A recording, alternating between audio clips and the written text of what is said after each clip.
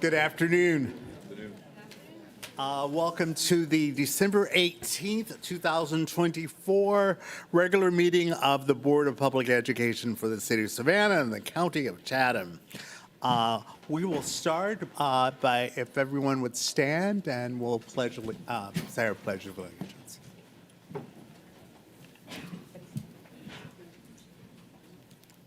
I pledge allegiance to the flag of the United States of America and to the republic for which it stands, one nation, under God, indivisible, with liberty and justice for all.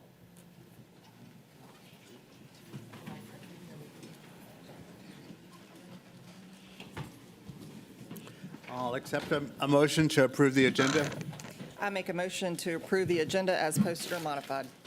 I second. Okay. Any amendments? No. Nope. Thank you.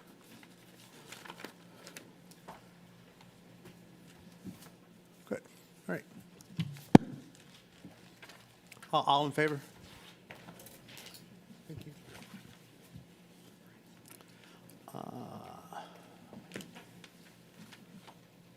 No amendments?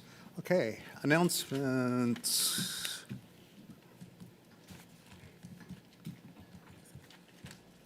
You guys have an amendment? Do you have an amendment to the motion, to the? I said as posted and amended. Is that accurate? I don't have any amendments before me.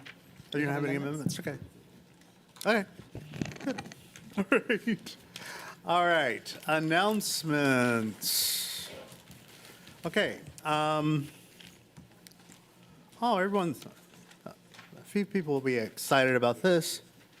Our first announcement is winter break.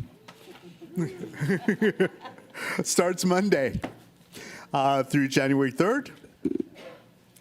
All district facilities are closed January 23rd through January 3rd. Staff planning day is January 6th. Students return to school on January 7th. Finance committee meeting January 8th at 9 a.m. here.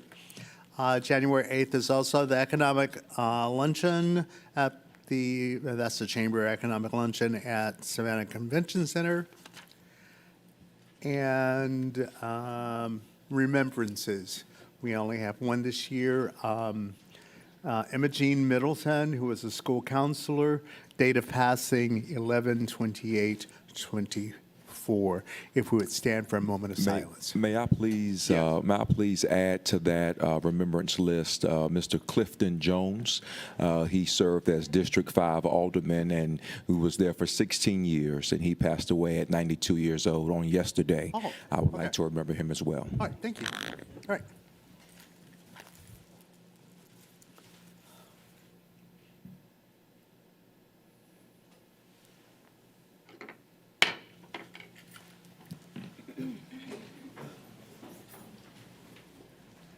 Okay, and now we'll hear from our superintendent. I'm excited to bring to you the superintendent's report this month that begins with our November Student of the Month. I'm excited to bring you all a December superintendent's report that includes a November Student of the Month. Our Student of the Month for November is a senior at Johnson High School. He is an exemplary student whose commitment to scholarship and service is apparent to anyone who has had the pleasure of meeting him. As an International Baccalaureate Diploma Program candidate, he has been engaged in rigorous academic pursuits and is always seeking more challenges. This is not only evident in his GPA, which places him at the current salutatorium rank, but in outstanding IB scores on exams he already took as a junior. At Johnson, he is a peer mediator, a captain of Johnson Esports, a member of the soccer team, and a member of Savannah Lion dance team. His nominator wrote, "Our student of the month arrived in this country shortly after entering high school. As a ninth grader at Johnson High School, his teachers noticed right away that even though he was still learning English, he was excelling in his classes. It was recommended that he enroll in the IB program, where he has continued to grow as a thinker, a problem solver, and an English speaker. Since joining the IB cohort, he has become a leader not just academically, but also socially. His growth and movement to one of the top positions in the class demonstrates that with effort and genuine desire to succeed, anything is possible. His dedication to service and community partnerships extends beyond school.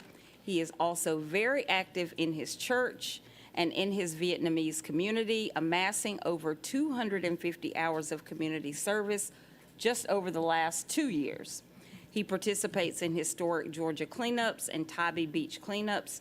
He volunteers at Second Harvest of the Coastal Empire and hosts game nights at his church. This student is a finalist for the National Quest Bridge Match Scholarship, which is a 100% four-year scholarship to MIT, Stanford, Caltech, or Cornell. What a menu to pick from. He is also exploring Georgia Tech and the University of Georgia to explore all engineering possibilities available to him to allow him to pursue his passion in tech for psychology. Please help me to congratulate the Superintendent Student of the Month for November 2024, Thien Nguyen. Thien.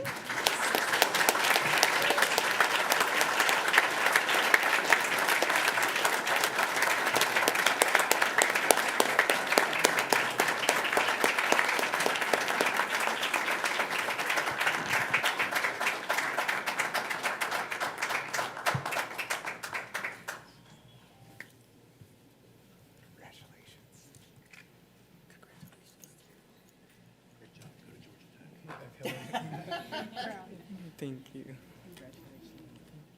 Congratulations, wonderful job.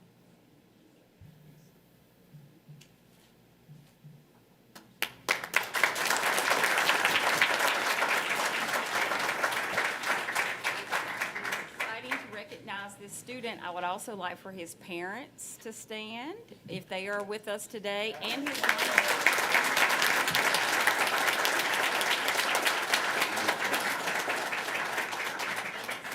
representing Johnson High School that are here to support you.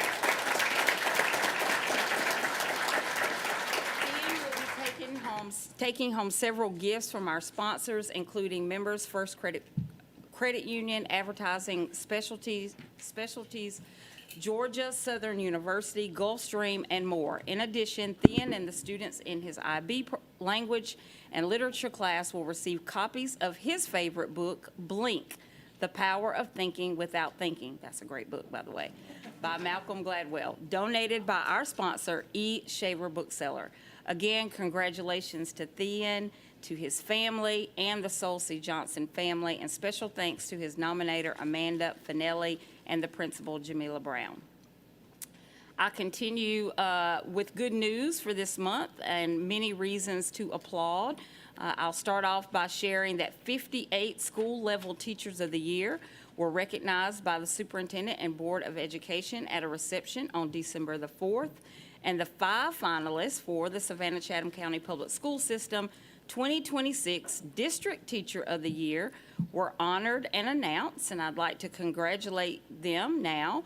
Jamison T. Meadows from Godley Station K-8 School, Christy Lyons of May Howard Elementary School, Jennifer Hughes of Southwest Elementary School, Kalita Jendenek at Tybee Island Maritime Academy, and Brooklyn Howard of Windsor Forest High School.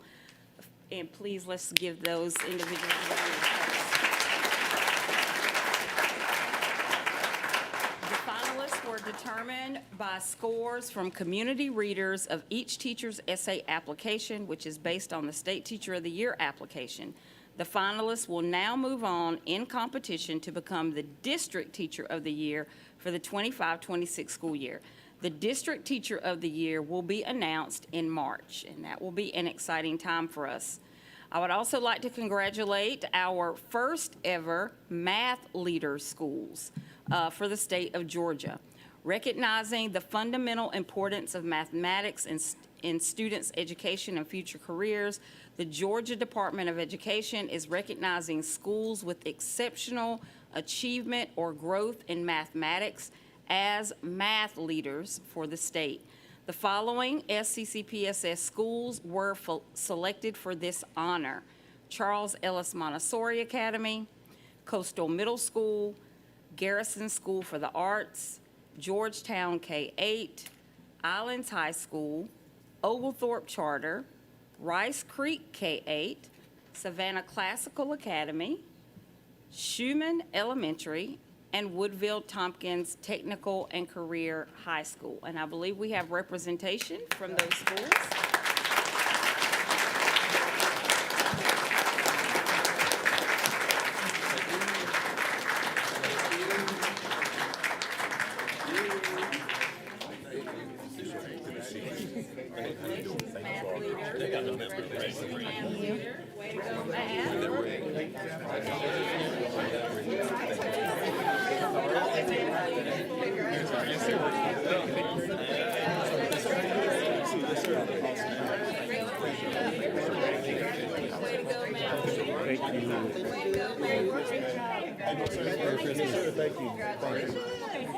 How you doing, man? Good to see you. Yes, ma'am. All right. Yes, ma'am.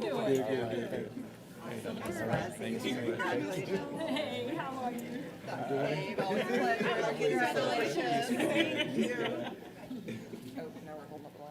Again, we would like to congratulate and celebrate the work that is happening in math across our district.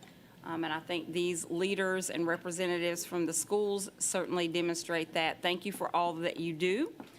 I will move on now to share with you that the Lowell Milken Family Foundation has announced the 24-25 cohort of Art Effect Ambassadors.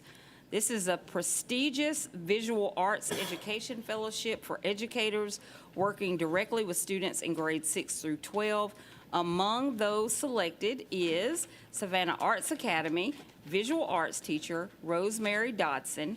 This year's Art Effect Ambassador will participate in a series of professional development sessions, learning from other high-level practitioners in collegial peer learning community. Thank you and congratulations to Ms. Dodson. We are excited to have you represent us to continue your growth and professional development in the area of arts. Congratulations on the outstanding light sail literacy accomplishments at Savannah Early College High School, named a Light Sail Reading Achievement Award winner. Your commitment to literacy is an inspiring example showing that hard work, curiosity, and passion for learning truly pays off. Thank you for creating an environment where the power of reading and a love of learning is contagious. We cannot wait to see where your students' reading journey will take them. And even more accolades for the early college. Holden Hanno from Savannah Early College has been awarded the prestigious 2024 Demir Sailing Scholarship. Besides school and sailing, Holden was the vice chairman of the Chatham County Youth Commission and actively participates in community service, volunteering with organizations such as Old Savannah City Mission and Parent University. Congratulations, Holden. We are very proud of you. As we have some good news with our student athletes, we also have some good news to share about our student athletes. New Hampstead's Rayshawn Truel, the record-setting senior quarterback for the Phoenix, has been named the winner of the 44th Michael Finacierio. It's hard to say, Memorial Outstanding Football Player Award as the top high school football player in Savannah. It is the second year in a row that Truel has been recognized with his honor. Congratulations to Rayshawn and the entire Phoenix family. What an accomplishment. Congratulations. Yes. Congratulations also to the Lady Panthers cross-country team from Savannah Arts Academy. The girls' team brought home the gold at the state championship last month. This is their second state championship in school history. The team held off Columbus by a score of 34-37 to win this prestigious title. Please give a round of applause to Coach Steve Riccati and the Savannah Arts women's cross-country team. If any of them are here, we'd love for you to stand as well. Leah Nice.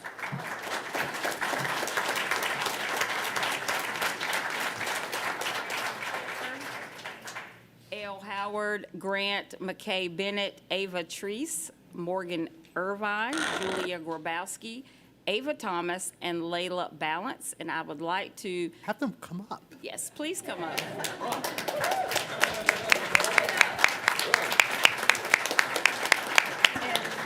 As they are coming up, I would also like to share that this is not only their second champion. Coach Riccardi.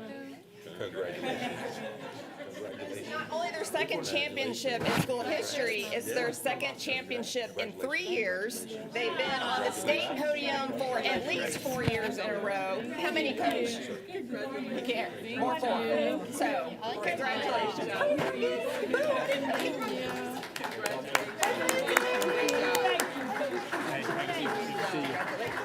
Thank you. Y'all have a great holiday. Coach.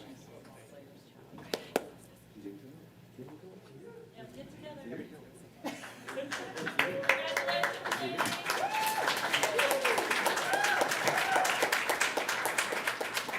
I'd like to go back to Rayshawn Truel, the record-setting senior quarterback for the Phoenix.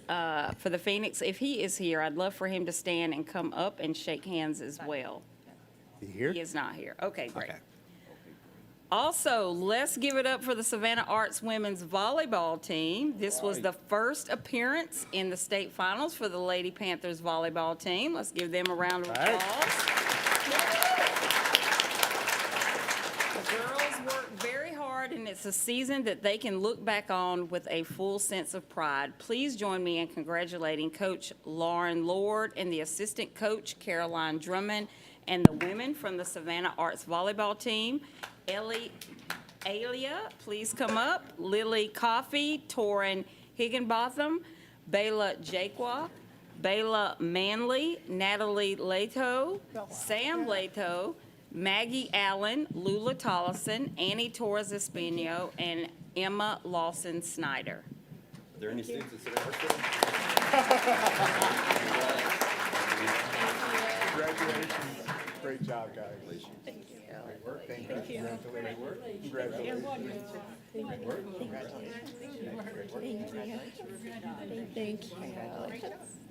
Congratulations. We have a lot to celebrate in our district, and I continue to have a full sense of pride in all the great things that are happening. And some of that is happening with our professional senate. So with this, I will turn it over to our representation from that group and have them do their report out for this month. Thank you. Our meeting was held on November 20th. Superintendent Watts shared lesson plan information with the cabinet and elevated HVAC concerns to the maintenance department. Dr. Watts emphasized that every employee deserves to come to a work environment that is conducive, that we continue to work as a district to examine and improve culture and retention, and that the Senate should feel empowered to help problem solve as leaders at the school level while elevating things the district level as needed. We also wanted to give special thanks to Ms. Tamika Tribble, Executive Director of Engagement and Outreach, for coming out to speak with the Senate. She advocated that communication with parents and community members should be differentiated, much in the same way that teaching is differentiated in the classroom in order to build relationships. She also shared family community resources and was available for question and answers after the meeting. We then moved on where we did the initial planning session for the 2025-26 school calendar. It was initiated by Mr. Kurt Hediger at the meeting. We reviewed examples of calendars from several sources, including Cobb County, Savannah Classical Academy, Humboldt County in Texas, and Oglethorpe Charter School. Some highlights from these calendars included a full week of pre-planning on the Savannah Classical calendar and present in several calendars, a fall break. Breakout groups were conducted to facilitate discussion and design calendar templates. These templates were collected by Mr. Hediger at the end of the meeting to gather feedback for the new calendar design. A Mentimeter survey was also conducted to gather feedback regarding certain elements of the calendar design. Special thanks to Mr. David Feliciano, Chief Data and Information Officer, for putting this together. One additional consideration is a strategic waiver. Mr. Hediger explained how SCCPS is a strategic waiver system, school system. We are currently not using the waiver for our regular 180-day calendar, which meant that we had flexibility to waive days off from hurricanes this year. Because of this, many Senate members were in favor of continuing a 180-day calendar to hold that flexibility of the waiver availability for emergencies. In closing, our next professional Senate meeting is scheduled for Thursday, January 23rd, from 4:15 to 5:45 at Jenkins High School. Thank you.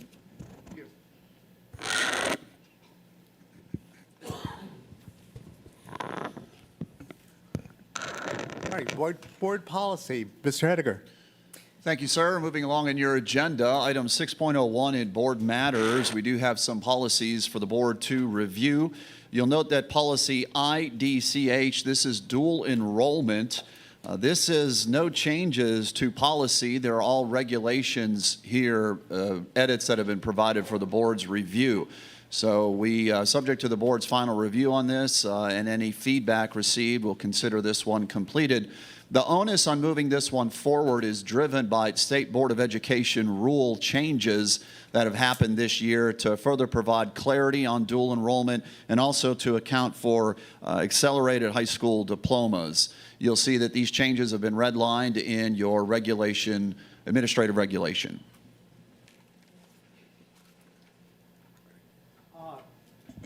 Dr. Brinkman? Yeah, I know this is in the regulation, but I'll beat the drum as I always do, and I know it's in regulation IHAR. This would be the second page under grade credit conversion. I still oppose the letter grade of an A becoming a 95 at the midpoint conversion. I can't find anything from Godot or state law that says that we have to make that a 95. I find it interesting still that we use the midpoint for A, B, C, but when we get to the grade of D, we use the high point. So we aren't even consistent in our own scale. I know this is a regulation, so I can't change it, and I don't know how many other board members are upset with how we treat dual enrollment grading. I know this affects many students that are high performers and actually sways them from not taking dual enrollment because it will actually lessen their GPA and will keep them out of their top 10 in their class. So I would really like the district to look at changing this regulation, or I will just bring it forward as a policy change and actually create policy that overrides this regulation, because I am tired of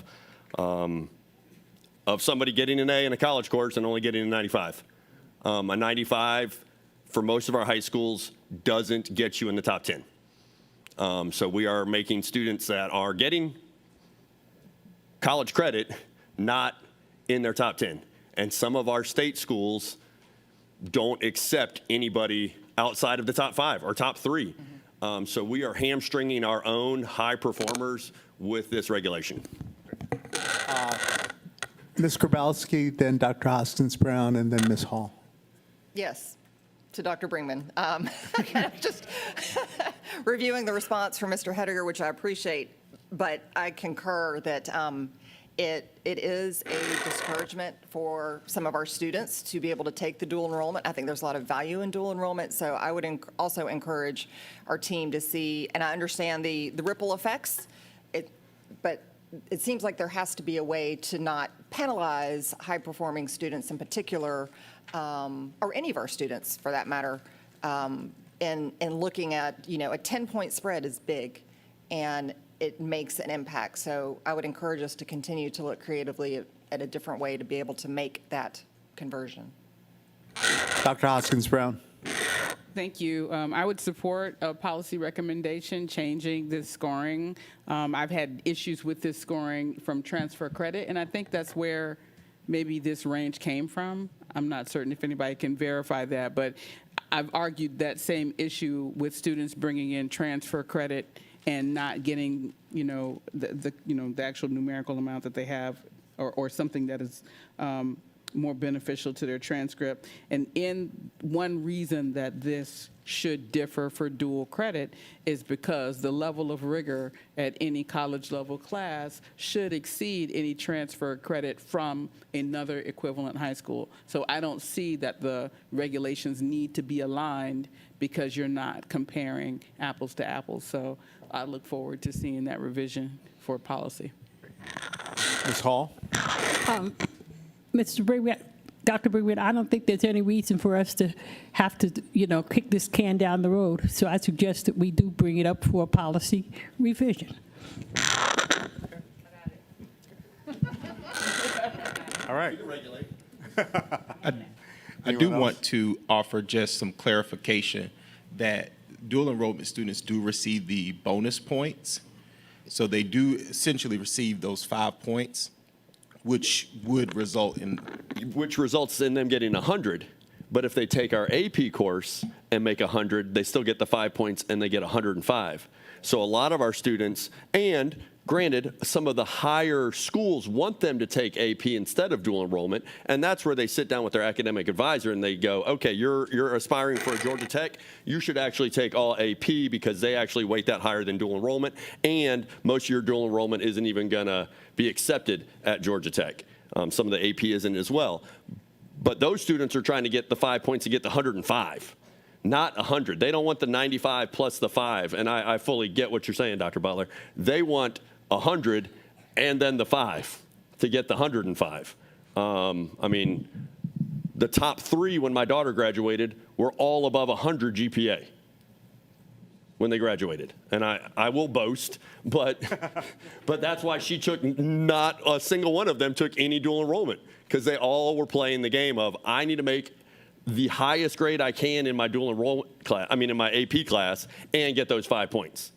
Our kids are, and we've had somebody from Savannah Arts, I can't remember their name. They are awesome when they come and speak to us, and they have had to make that hard decision of, am I gonna take dual enrollment or am I gonna take AP, because I'm trying to get all of the credit, and unfortunately, that individual transferred in dual enrollment credit that then was straight to a 95 and affected their GPA. So I'm just trying to, in Mr. Moss's, let's aim for, high performance.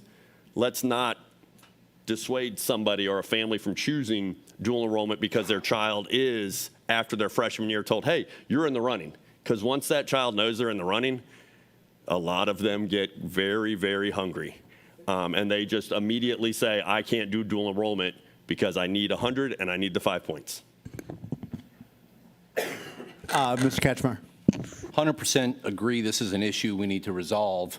I would love to know what other school systems do, because I see the flip side. You go to college and you get a 90, or you barely get an A, we're giving you a 95. So there has to be an equitable way to figure out. In our schools now, if you get a 91 in AP, you're getting 5 points still. If you get a 91 in honors, you're getting 3 points. But we can't do that in college. So what you're basically saying is, you took a dual enrollment class, you get 10 points. We're gonna give you 100. Plus, we're gonna give you the 5 bonus. So there has to be a fair way. Like, how do you, what we're really saying is if you take dual enrollment, we're giving you 5 points, we're going to treat it like AP, and we're going to give you up to 9 points for taking a college class. Correct. So we need to figure out what's fair, because I got A's in like fly fishing in college, and you can't take it here. But you know, there's different levels of college classes. The point is there's different levels of rigor even in college classes versus AP classes here. I'd love to have a survey of what other districts do. What's a fair way to address this? Because you get number grades for AP and IB, you don't in college. That's the problem.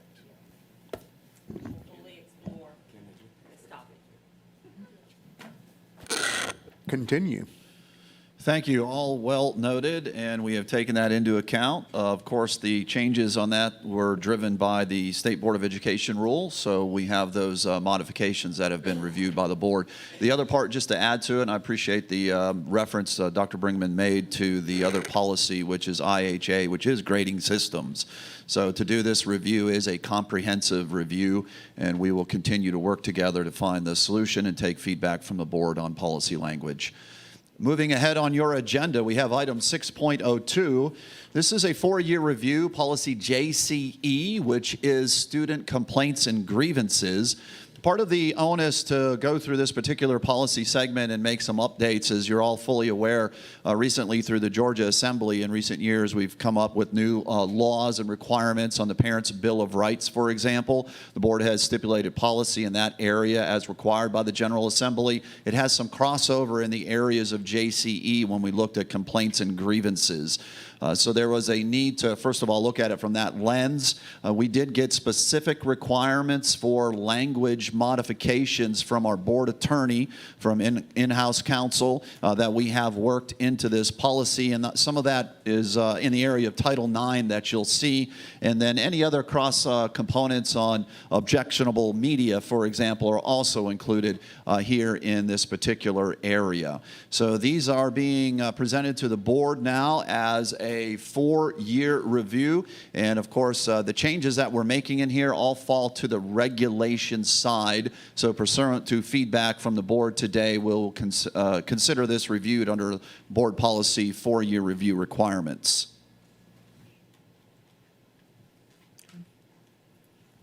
No comment? Okay. Moving on, your next agenda item, 6.03. This is policy IGB, and this is a 4-year review, student support team. This particular policy component will be coming back to the board for a second read and adoption during the January board meeting. Primarily, changes in here were to be more clear and describe the multi-tiered system of supports that SSTs would use in a situation where their requirements for support of students in their evaluation for the needs for them to ensure that they are academically successful are included. That was not previously stated in policy. The other part, as we looked at it, and again, this was legal counsel recommended, was that we're very explicitly state in this policy that none of this would have any impact on a request or referral for evaluation or eligibility determinations under IDEA. Well, we feel that is known because there is some crossover in this particular policy that could assume that. We wanted to be very clear that that is not something that would be related to this particular policy. This is a first reader, policy IGB. Mr. Johnson. Real quick, it's not, it's about this, but it's not. Just remember, we know all the acronyms, but the public that's here and the public that's watching on YouTube, they don't always know what the acronyms are. So like SST, Student Support System, IDEA, Individual Disabilities Education Act. If we could just remember that people don't, the general public, they do not live in educational acronym jargon. Ms. Grabowski. This is, I'm not quite sure, the last sentence of the next to last paragraph, parents, guardians are invited to participate in the meetings and given the opportunity to provide input concerning their child. I'm glad that's in there, certainly, but the way that it's phrased seems Like, is there a way to say parents and guardians are encouraged, or a little bit more in a way that we're just not saying, oh, by the way, parents, you can be there too? I don't know if that's me. I think sure the how to invite, articulate the this, invite but- is about a formal communication that's made, so we wanted that invite to be that they are invited. That they are invited. They're actually invited. Certainly they're encouraged as well, but I think that's why the word choice for invited, so that they would. Okay. It just seemed like kind of, I think you know what I'm saying. I don't know if there's a way to adjust that or not, and maybe not, but that's my comment. Okay. We'll certainly take the language interpretation of that and just the feeling of the choice of words into consideration. We come back for second reader. I do want to particularly call out in the stipulation about the acronyms. Yes, we do have those spelled out in the updated language with multi-tiered system of supports, MTSS, and student support teams. But we'll look at the language in its entirety, and we'll also look at the GSBA policy code section to make sure that any titles that have acronyms, that they're spelled out as well. So thank you, Mr. Johnson, for that. Final review for the board. This is policy IFBG today. This is a 4-year review on internet acceptable use. You'll see some cleanup language in this particular area of the board policy. This will be coming back for a second reader. This is the first read for the board's review. The onus really in this particular area for change was in our area where we talk about social media and guidelines for social media. We have expanded that to also include website. The district has made great strides moving forward to get to a clear platform of how we provide district website and school-based websites for use as a communication tool, as an item of technology, where we saw in this area as an opportunity to be clear that that is the platform of the school district, and that any websites that are created outside of that platform are prohibited unless there is a review by our district's communications office. What we have found is that some schools, you'll have creative staff or individuals who are trying to be engaging, and that is great. We want that, but they're creating websites that are not part of the district platform, and some of them are doing it under personal accounts, and that creates a liability challenge for the school district and a possible cybersecurity challenge for us as well as we go forward. So this gives us a little bit more leverage when we are talking to individuals to ensure that they're following the prescribed platform that is approved by the school district. So this is a first read. We'll bring it back for a second adoption in January. Ms. Grabowski. So I appreciate the rationale behind this. And I guess would have a question about where we are in the transition of our school-based websites to the new platform that we have for the district. Because I think we see schools creating their own websites because their websites are not meeting their needs. So I'd like to get an update on the transition, and as we make that transition, we're working with individual school sites to make sure that that new platform does in fact meet their needs so that they can communicate in the way in which they need to. Yeah, and the idea on this was not to restrict a school's ability to engage creatively with its family base, but was to try and get to a point where we've had challenges with this before, where, for example, a Google website is created and it looks great, but an employee has done that under their own personal email, and then they leave the district. And we have to find a way to be able to pull that site down and have some controls for it. So yes, we will provide an update for the board on our rollout of Final Site is the platform for the school district. As you all know, the new district website has been online for almost a year now. We've gotten really great feedback, and schools are being rolled out individually, but there's a training component tied to that. And part of it also comes into is ADA compliance. So when schools are representing the school district with their own individual websites, some of them may not be ADA compliant, and that creates another challenge for us as well. So we'll provide you an update on that particular component, but you'll note that in the policy, that's why we said that it is prohibited, but if someone seeks to create a site, they would need to work with district communications for approvals. So we realize there may be a situation where something does make sense, but we want to make sure we have certain controls to limit liabilities, cybersecurity challenges, and ADA compliance issues as well. Dr. Howard Hall. Yes, for regulation, when I look at training and awareness, we might want to include school board members because we do also have training, required training for the school board where it says training and awareness. It has students, staff, and parents. So do you think we should include school board members as well? We'll cover that a little more with the legal team, I think, but my initial reaction to that is the board does have its own policy section in policy section B, where your training requirements are very much stipulated.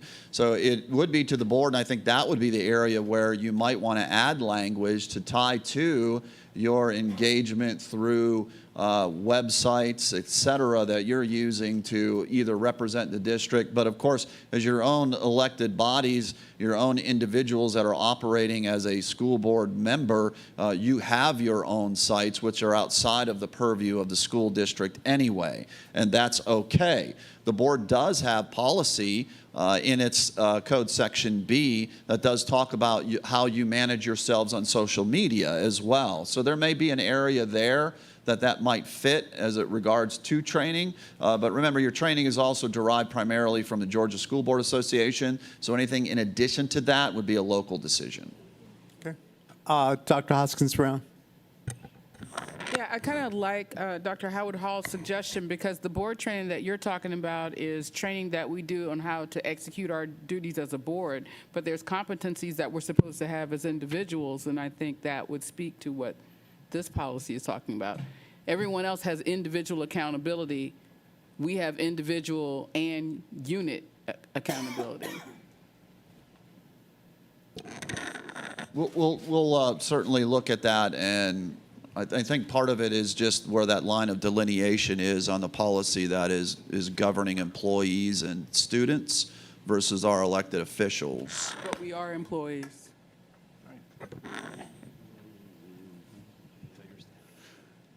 Okay. Anyone else? Continue. Okay, your next agenda item is item 6.05, and this is the board's 2025 calendar of board meetings.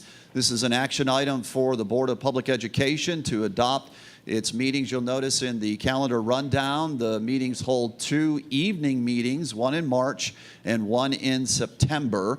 There is also the addition and inclusion here of the action items for the board to include their calendar rundown, wherein the budgetary meetings would also be included. The budgetary meetings and the budget calendar has been previously reviewed through the Finance Committee, so these dates have also been included in your calendar rundown for the adoption. So it is, again, for the board's review and subject to official adoption here at this meeting. Dr. Hoskins Brown. Thank you. I appreciate these dates, and I'm only challenged by one of them. January 15th is later than we have met in the past. I understand we met the third week last year, but I actually have a conflict, and I understand that there's some other activities being proposed for the 15th as well.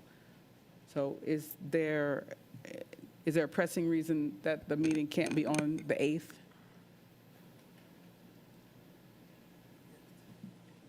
Anyone have a problem? January 8th instead of the 15th. Ms. Hall. I had asked Mr. Hediger about that since that'll be our swearing in. And I think you said that it was so close to the return of children back to school. Am I right? Yes, ma'am, and that has been the cadence of the board's meeting schedule. Typically, what the board would do at this meeting is announce the January meeting, and then in January adopt the full schedule of meetings. Well, last year we got ahead of that. It seemed to work well, so we're bringing that to the board again, the full slate of meetings. But we're going on a 2-week break with the holiday break, and when we come back on January 6th, that's only 2 days to prepare for the board meeting on the 8th. So that is why the 15th was proposed. Well, if Dr. Hoskins Brown cannot be here, though, and she's one of the persons being sworn in, then I would defer to a calendar that would accommodate her. Thank you very much. That was my question. That was what I was trying to ask. If the swearing in is on that date, then that's a challenge for me. If the meeting is not the swearing in date, I could participate virtually. But I'm understanding that those things have been coupled, Well, and that's why I'm asking. Yes, so thank you for that clarification. It has been historically on the 4-year cycles for the board when the election cycles are complete. When we do the oath of office for this particular time frame, that has always been held right before the informal session. That's just a practice. It's not a requirement. So if it meets better for the board's schedules to do the oath of office ceremony on January 8th, we can certainly make that happen. Dr. Brinkman? I mean, I'm with Dr. Hoskins Brown on this and my reps from 1, 2, 3, and 5, right? 1, 2, 3, and 5? That's the opposite. No, 1, 2, 3, and 7. 1, 2, 3, and 7 get the short end of the deal because we roll out the red carpet and pomp and circumstance when we reelect a president. I know, but it could be something. It doesn't need, we had it at Jenkins last time. I thought it went well. We have all these beautiful facilities. It seems odd to swear in some people at a board meeting right before now go. And then other people, we have a thing at night and we invite other individuals, and it just seems like there's a weird dichotomy there. I'm probably butchering words, but I'm not trying to do that on your stead, but we could decouple it and actually change what we've done for years, because it has always felt weird to me that we always have to get up in front of everybody and the paper, and they get to quote us, and the news gets to videotape us. We all have to bring remarks, and It's we're the all trying board to. president. You don't have to go against Tanya, who's wrote a poem every time. It's the election of the board president that makes yours so he's special. just one vote. So why aren't y'all given No, the we don't same? need So I would love to see it decoupled from just a standard board meeting and actually have some ceremony that I could get some finger foods at. Woodville or Savannah High could bring some food. We could have a band perform. I'm open. I hadn't thought about the celebration. My conflict is that I submitted a paper for a conference, and I have to go to the conference and submit the paper, and it is that week. And that was done and committed far before this schedule was put together. I hadn't even thought about the inequity, but you're right. It is definitely prominent. I just have a challenge with the 15th. That's.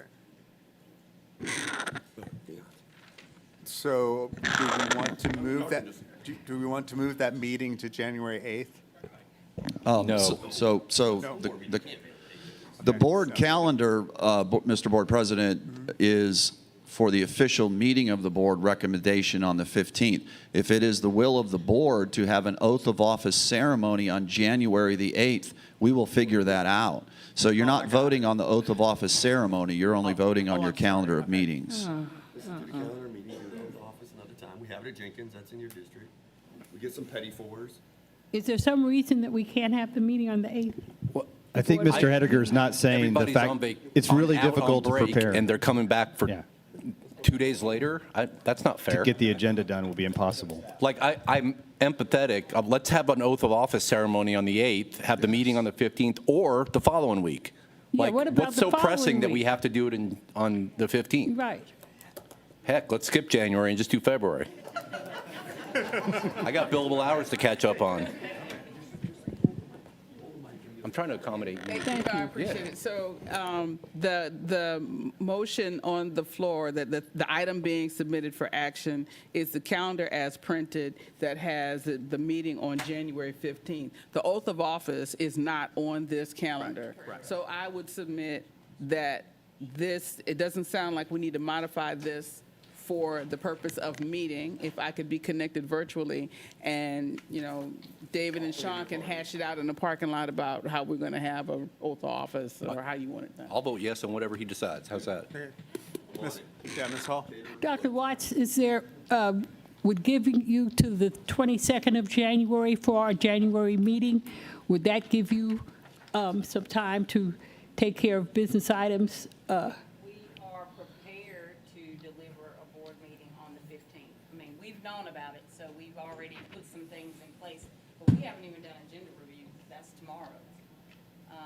But I think we're poised. I've got a conflict on the Poised for the 22nd. 15th. We are 100% poised for the 15th. That does It's a give us push, but we'll time get it to done. finalize and get the packets out the week of January 6th, so the board has items in advance. If we were to meet on the 8th, then we need to get agenda items out Friday or next week. So what about Okay. board the 22nd of January for our board meeting? No, guys, I think we just, so I would say we just leave it at the 15th. Dr. Hoskins Brown can Yeah. join us virtually because we also need to do other board business, like as far as officers and committees Yeah. and those types of things. And I don't think we want to keep pushing those off until agree. later in January. But let's hear the voice of someone who's being sworn in. I thought it was interesting that my swearing in was being put together and nobody asked what any of the people being sworn in preferred. We obviously have somebody who wants to be sworn in a particular way. We have somebody else who wants to be sworn in a particular way. So why don't we send that to that committee and just focus on our board business and decide that at another time? It's no more proper to change the swearing in because one person says they want it one way than it is to ignore someone saying they want it the other way. So let's just let those folks work on it and select our calendar. so can we select the calendar today and Figure out the rest. figure out the rest? That's kind of what I want. Thank you. Okay, there a so motion? do I have a motion? Can I just ask one quick question? Yes. This is a different date. So this month, I know our meeting is late in December because of GSBA. Is that also the reason that it's late in the calendar for next year? Because normally we would have met last week, which would give a week between Thanksgiving and Christmas, but it was bumped because of GSBA. So is that the reason that it's like this for this year? I wasn't a part. Yeah, so next year's calendar, Thanksgiving week falls in the last week of November, which is exactly what happened to us this year. So again, in that cadence of having a week out where there's a break, then what we've tried to do in the calendars is have a week between the board meetings, again, so staff can prepare and get agenda items to you. GSBA then is the second week of December historically. So this one accounts for that. That's why you do see Okay, that's what I in was this trying to clarify. calendar the Yeah. same exact thing. But the onus of it is because of Thanksgiving being the last week in November. Okay, thank you. I want to clarify, to my knowledge, we don't have a swearing-in committee, but I want to just make sure Dr. Hoskins Brown understood. You want us to poll board members to figure out how they best want that event to meet their Yes, needs. poll the people who are being Sworn sworn in. Let Okay. them be. You said a committee, and that's Yeah, what threw me off a I'm little bit. making them kind of an unofficial committee of individuals. Their own swearing in. Yes. But no, we're not an committee. official, They don't okay. say committee. Yeah, Attorney Holiday says don't say Their committee. group. Okay. Call the question. Cohort. Okay, Is there a motion? yes, there's been a motion. Was there a second? Thank you. It's been moved and seconded. We've had lots of discussion. Sean has called the motion. All in favor of the calendar? Well, you call it, that ain't right. Okay. Okay, so let's go back. So let's get it right. Okay, so we have a motion. Someone has seconded the motion. Any more discussion? Calling the question is the vote, is it not? I called the That's question what to you cut did. off debate. He's now getting to the vote. So yeah, let's just vote.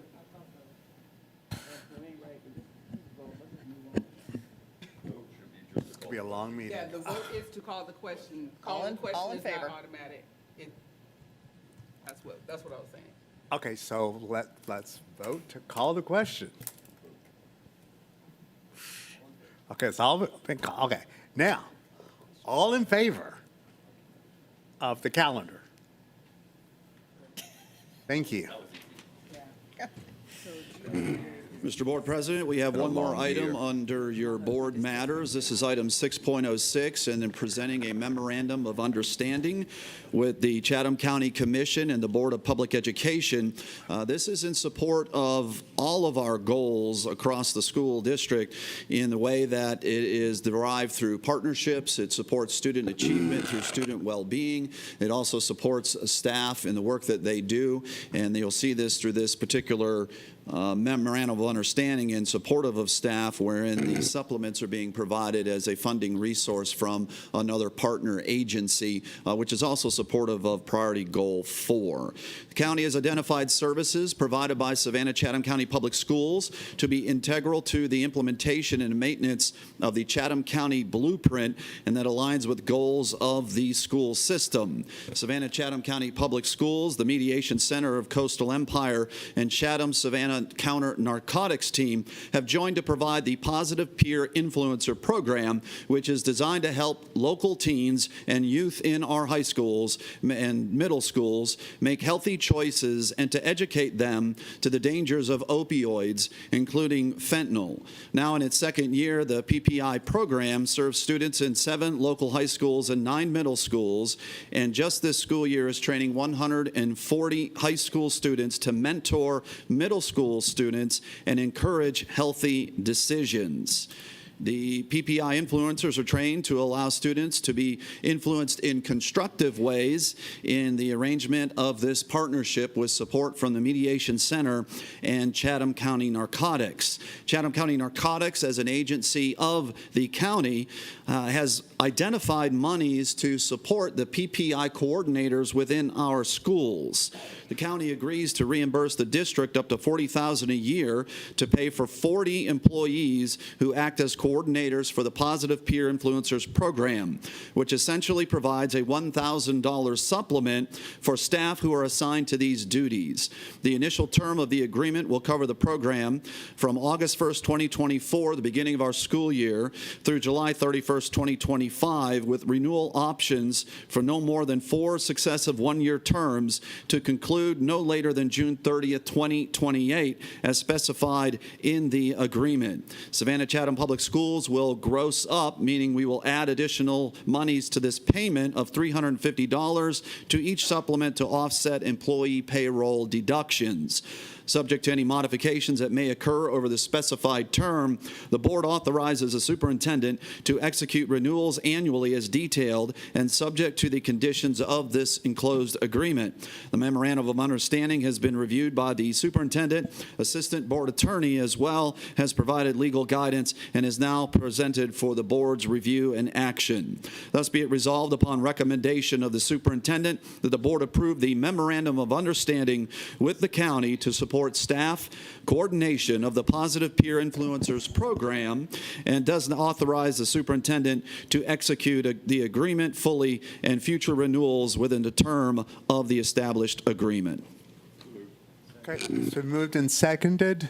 Any discussion? Dr. Bringman. Yeah, I would just love, again, and I probably will always thank the district, Mr. Ray and his staff, I'm guessing, that any time we can, when we give a stipend or have a chance to give a stipend to a staff member, we make sure to gross up from our side to make sure that after taxes, that individual actually sees as close to the dollar amount that they signed up for. Because there's a lot of people that would sign up for this and then, wait a second, it's only $650? I thought it was $1,000. So thank you for doing that, and I'm sure Mr. Jackson as well, finding the money in your couch. For doing that, because we've done that every time the governor's given stipends. We've made sure to try our best to find the funds to make sure that it's the actual dollar amount.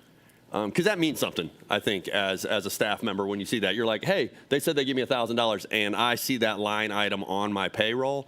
Or when the governor says $2,500, we make sure that they actually are impacted $2,500, not however much minus a bunch of taxes that go back to the state. So thank you for just doing that without us having to go, hey, wait a second, let's make sure they actually get a full $1,000. Okay, Ms. Kowalski. I just want to thank the county, the counter narcotics team, and the mediation center for this partnership.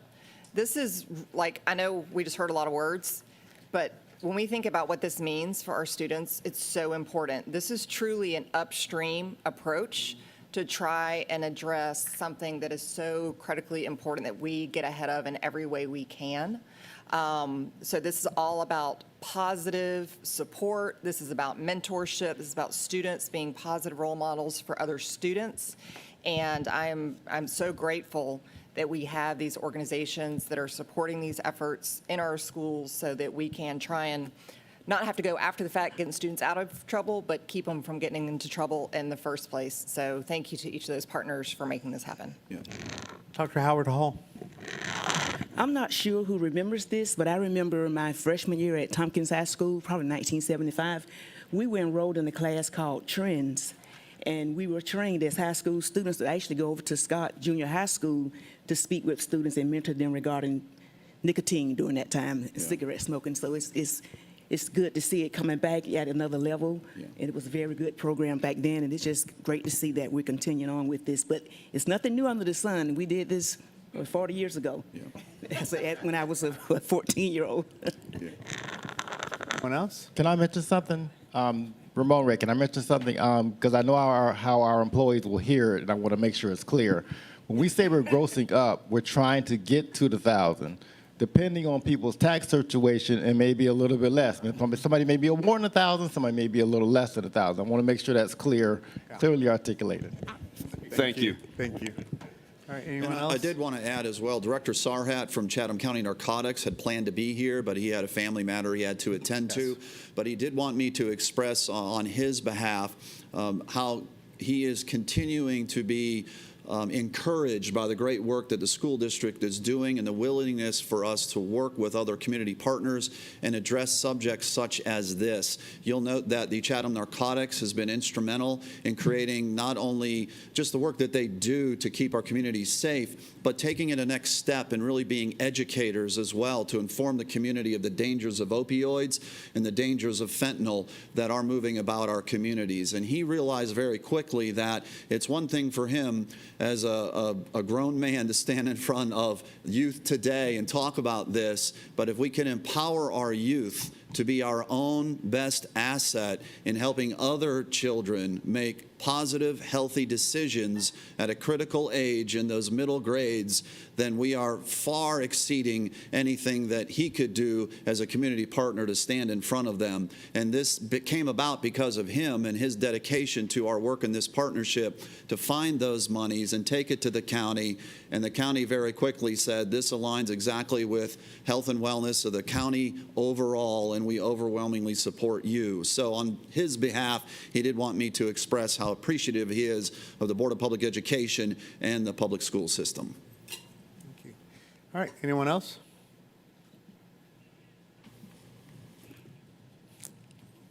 There being no more discussion? All in favor?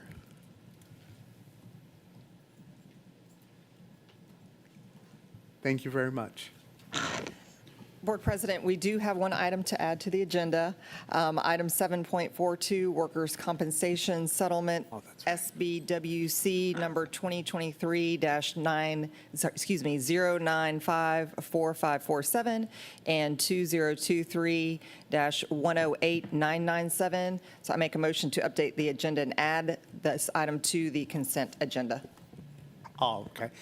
And before we get to the consent agenda, Oh, we have to add that first. oh, I'm sorry. Okay. Oh, that's sorry. Dr. Hoskins Brown, second. Second, anyone? Mr. Smith. Okay. All in favor? Okay. All right. Before we do the consent agenda, we did have someone that wanted to speak on the consent agenda. Tony Riley. Oh, there he is. Mr. Riley, you have 3 minutes. We need a minute and a half of it today, Mr. President.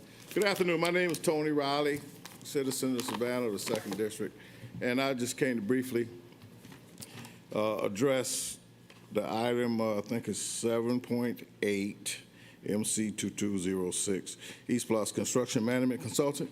I think the last time I came to this group, I questioned whether or not this project or this contract was bidded, and I cannot find out where it was bidded. And so I'm very concerned whether or not this money is being really spent. Is it profitable to the school board and taxpayers? to pay for this project when it's, in my opinion, and my research, is not getting the results. As a matter of fact, seems to me that this project, if this contract is renewed today, it's going to net $3,060,000. That's quite a lot more than a lot of the local minority contractors have made under the East Plus program. So considering the fact that the board has already started working on East Plus 5, I think we need to try to correct some of the shortcomings as far as local contractors and vendors profiting from East Plus. And that is all I have today. Thank you very much. Thank you very much. All right, any other discussion? All right, I'm sorry. All right.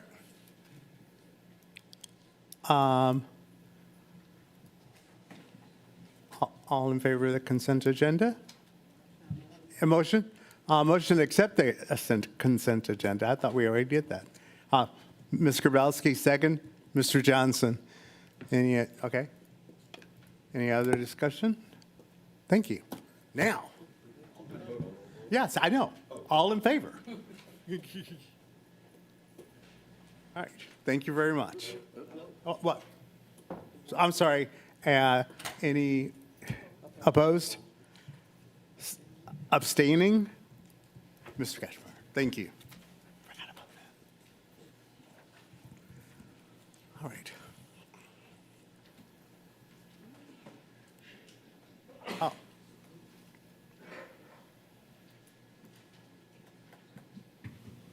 Thank you.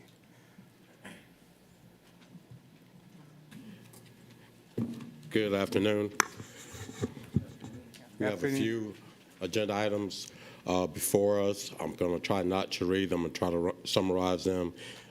They have been shared with board members and published on the website on board docs. The first is an extension for the Lexia Language Essentials for Teachers of Reading and Spelling, third editions, letters for administrators, sole source purchase, the Office of Instructional Excellence and Office of Strategy, Innovation, and Performance are requesting approval to purchase additional professional learning materials for language essentials for teachers and reading and spelling, third edition, letters, SE 3E, and letters for administrators from Lexia as a sole source.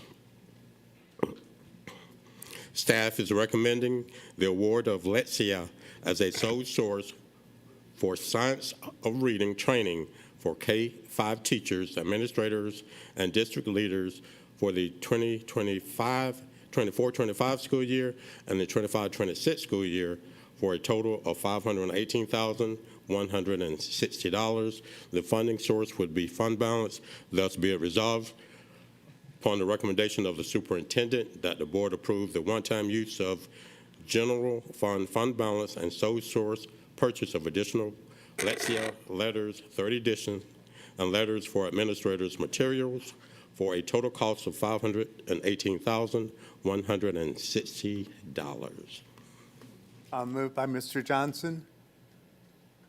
Seconded by, okay. Were you? Yes, by Mr. Catchmore. Discussion. Dr. Hoskins-Brown. Yes, thank you. I'm sorry, I meant to ask that this be moved because it's connected to the item The second behind item. it. Yes, it is. And we apologize. It should have been bundled, and we could have done it as one agenda item. Oh, okay. I was just going to try to run through both of them real My fast. concern is the use of fund balance. So I was trying to figure out, in the monthly financials, we have 11 million in purchase services and professional development. The adopted budget, which is more than what we have in the adopted budget, which is 8.4 million, why can't this come out of general fund professional services where we have 11 million? Why does this need to come out of fund balance? So I'm looking I at. don't want to answer that question. If we have money in professional services in the general fund, it is probably budgeted for something else. So let me look into that, and I'll get back to you. Okay, and that's why I For that asked the large of a question. number, we have it there for something else. Okay, that's why I asked the question, because when we look at the financials further on page 1, the general fund, item 2 has purchase professional services, and it has an original budgeted amount of $10,759,000. And then we added another $1.293 million to it, which takes it to 11. But then if you look at our budget book, only 8 million is in that line. And I'm getting really protective of general fund now because I know what we're about to do with general fund. So I'm just wondering, do we need to pull this from general fund now? Or should we wait until later when we need something else from general fund? Yes, again, let me check on what was budgeted for the I'm sorry, $10+ not general million. fund. I'm saying fund balance. Yeah, I'm saying fund. I'm meaning fund balance. Okay, all right. Other than that, I don't have a problem with the action. I'm only concerned about the line item. Yeah. Don't know it. Any other questions? All right. Sorry. All in favor?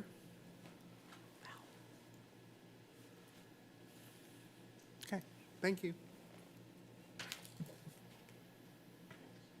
Okay, the next item, 8.02, is the actual. Sorry, I'm sorry. No, I didn't vote on it, because I asked a question, he said he was gonna get back to me, and then he called the vote, so I'm not gonna vote on it without the information. Okay, so- If you find y'all didn't need me, it passed. No, I thought he meant. Abstention? Okay. With his coming back, then we would approve that. Oh, well, he didn't say. We need to do that differently. I'm sorry, I'm not. Okay. The conversation is that, an understanding was that we would vote on it with him coming back. That is a budget amendment if we do that, which would be fine. But that's not what he said, so I didn't vote for it. Okay. And I'm, and I'm not jumping up and down about it, I'm just clarifying. Okay. Okay.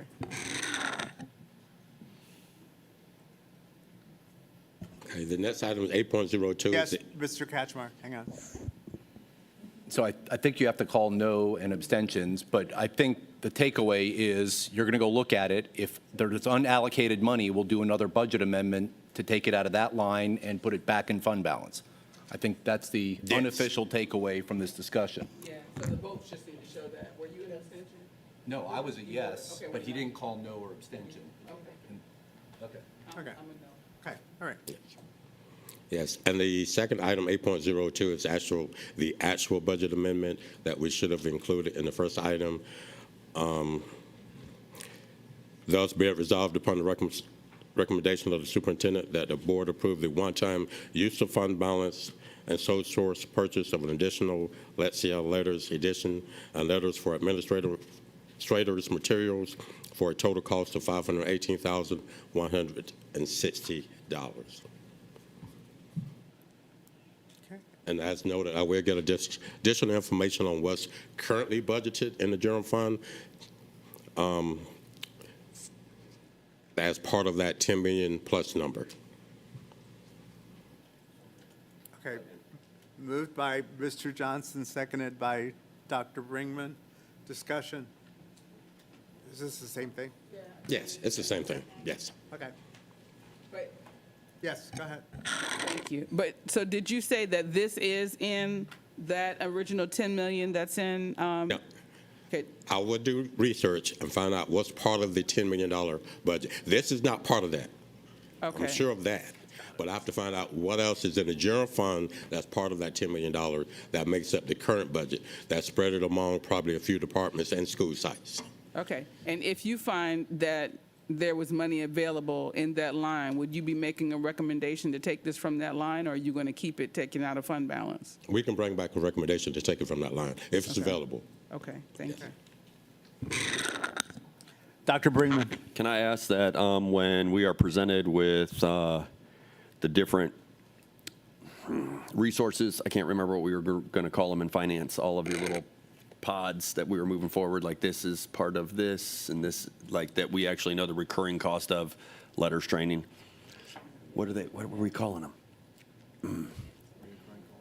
All the little return on investment pockets, but we have like this. Yes, the program inventory items, yes. Okay. Just have it as a recurring, like, because I know we're playing indeed. catch-up on getting all of this implemented, but what is the recurring cost for letters each year? Right. Yes. I just really quickly wanted to say thank you on behalf of the district teachers for the additional professional training on letters. Yes, ma'am. You're welcome. Nice. Okay. Any other discussion? Okay. All in favor? No, I understand. Okay. And abstaining? One. Okay. The next item, 8.03, ETE Georgia Power Grant on March 22nd, 2022, the Georgia Power Foundation awarded SEC PSS a 3-year grant to support equity and education initiatives. For the third year of the grant, $727,500 has been awarded. The funding will be utilized to establish a K-12 STEM track at Gould Elementary, Mercer Middle, and Groves High School, enhance early childhood learning at Henderson E. Forming and Gould Elementary Schools, support the Learning Empowering Advancing Parents LEAP program, and address barriers hindering post-secondary education and career success. To facilitate these initiatives, the Chief Strategic and Performance Officer requests an increase of $727,500 in the budgeted revenues and expenditures for Fund 584. Thus be it resolved upon the recommendation of the superintendent that the board approve the FY25 budgeted expenditures, revenues and expenditures by $727,500 and is as shown in the above table to align the local budget with the ETE Georgia Power grant allocation as approved by Georgia Power. Moved by Mr. Johnson, seconded by Dr. Hoskins Brown. Any discussion? Good. All right. All in favor? I think I got it right that time. Yes.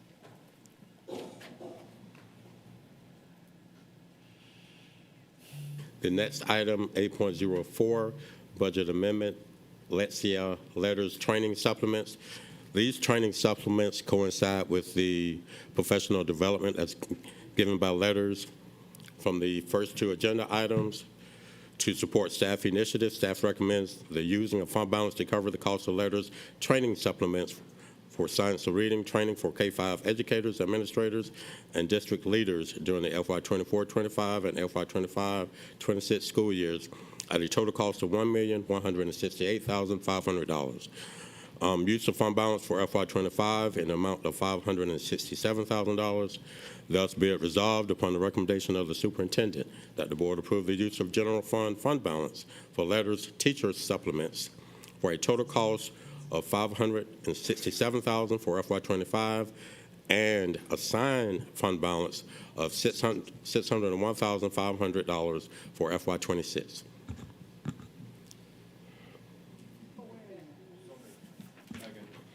Moved and seconded. Discussion. Yes, Dr. Hoskins Brown. I do have the same issue, but looking at this, so what we're doing is we're promising fund balance of $601 next year as well? Assigning, yes, ma'am. But you only have, you're having us take, so that means that the total coming from fund balance is the 516, this 565, and the 601. 516 and 567 this year, and then committing 601 next year? That's correct. But if you look at these transactionally on the pages, it just looks like $1 million. It's actually more than $1.5 million. That's not real clear. If anything, it would have, you'd have another table on here. It would say Fund 100 General Fund FY25. Then you'd have the 567. Then you'd have another table that says Fund 100 General Fund Fiscal Year 26 with the 601 in it. It's kind of buried in here. Okay, I see what you're saying, yes. Yes. We normally put the table in for the current year, and that's been the practice with other previous board agenda items. We did the same thing, I believe, for the textbooks. We had the current year amount in the table, but we listed the out years and the wording to the bottom. But we can make that, going forward, we can do that. I'm just very, very nervous because of the amount of dependency that we're going to have on the general fund for the construction project. Sorry. Fund balance. For fund balance. I'm very nervous. Yes, I because understand. We have such a great dependency on fund balance for the projects that we're about to approve for East Blos that we're dipping into it now, and I don't have a strong reason why we're in it. Like it doesn't feel like we have fully exploited. Yes, ma'am. But see, I feel comfortable in using fund balance now. Looking at projections to finish out the year, we feel very comfortable with where we are with fund balance and fund balance in the future. Okay, Ms. Kabrowski. Not to beat this, but just for clarification, we're only being asked right now to approve the fund balance, this transfer for year one.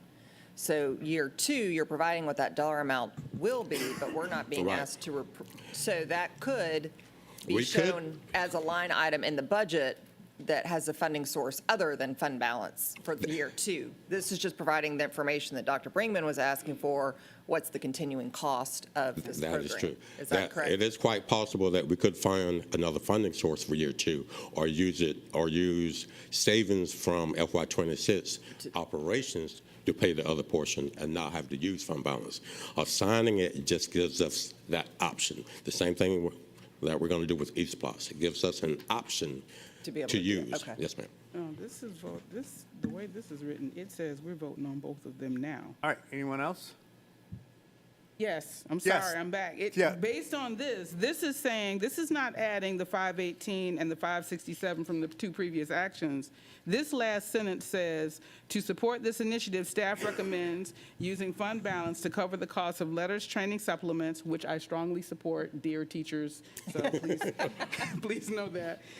For science of reading training for K-12 teachers, administrators, and district leaders during the FY24 25 and FY 25-26 school years at a total cost of $11,650. This is voting to commit both of them, next year's and this year's right now.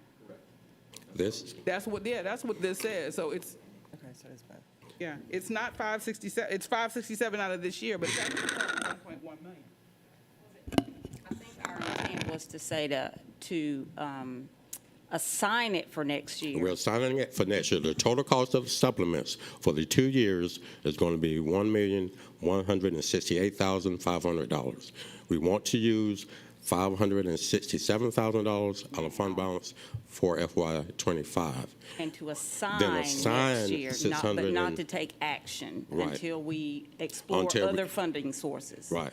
We will come back to the board with another action to take it out of fund balance if we need to next year. But I agree, the way it reads as if we're taking action on both, so we just need to clarify the language. But our intent is not what is reflected in the language. Okay. Well, it does say assigned. Yes, it's assigned, correct. But one year is assigned, and 1 year we're going to actually execute on. Correct. Like we're actually, For FY25. we're going to leverage the funding for this year to pay the stipends, but next year we're just assigning it as a funding option, should another option not become That is available. correct. I understand. I think the way it reads better? and the intent is different. That's what I'm saying. Okay. That clear as mud, everyone? Okay. All right. All in favor?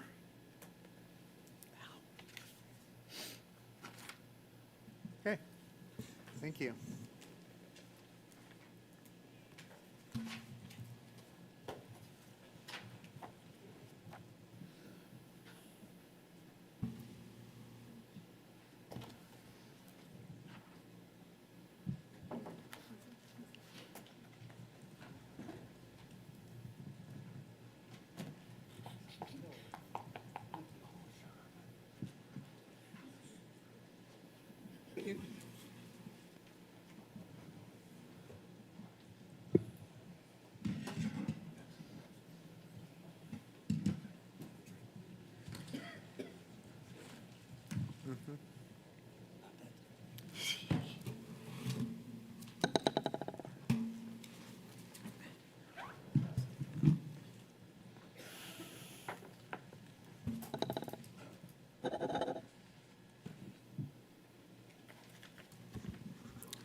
Good afternoon.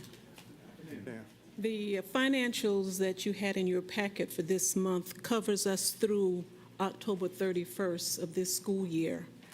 In our general fund, in Fund 100,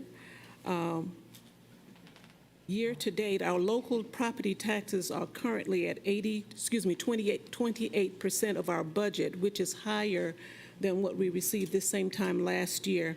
This time last year, we were at 25%. Our total general fund actual revenues year-to-date, we're at 29.75% of our budget compared to 27.75% last year. 2% ahead of last year.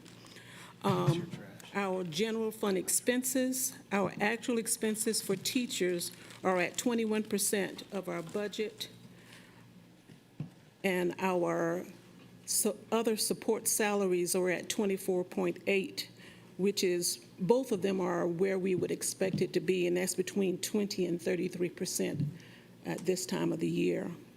Our total general fund actual expenditures are at 22.82% of our budget, which is reasonable for this time of the year. Other cash and investments, our cash balances are stable, especially for this time of the year, before receiving our second installment of our property tax revenues. Historically, prior year's balances were critically low. This is the sixth fiscal year of which we have not had to ask Chatham County Tax Assessor's Office to pay us our money early, or had to ask to borrow funds. So our cash and investments, we are in pretty good shape at this point. Additionally, our general fund balance that you see in your packet has not been adjusted. The numbers that you see in there are through last June 30th. We are completing our fiscal year FY24 budget this week. So next month, when you see the numbers, they should be updated. Have any questions on our finances? Dr. Brinkman. I just want to say thank you, because I remember 6 years ago, one of the first meetings that Dr. Howard Hall and I had, I think it was probably in December, they're like, hey, so you're going to get sworn in, and then we're going to have you vote on a tax anticipation notice. And I was like, well, let me do some Googling. So it is very nice that it hasn't happened since, that we have become that better at being fiscally responsible and understanding and anticipating things. So thank you because that was not a fun first meeting. I don't know how you felt, Dr. Howard Hall, but I was like, so we have to take out money and pay interest so we can pay okay. So thank you. Let's keep that good work going. All right. Continue.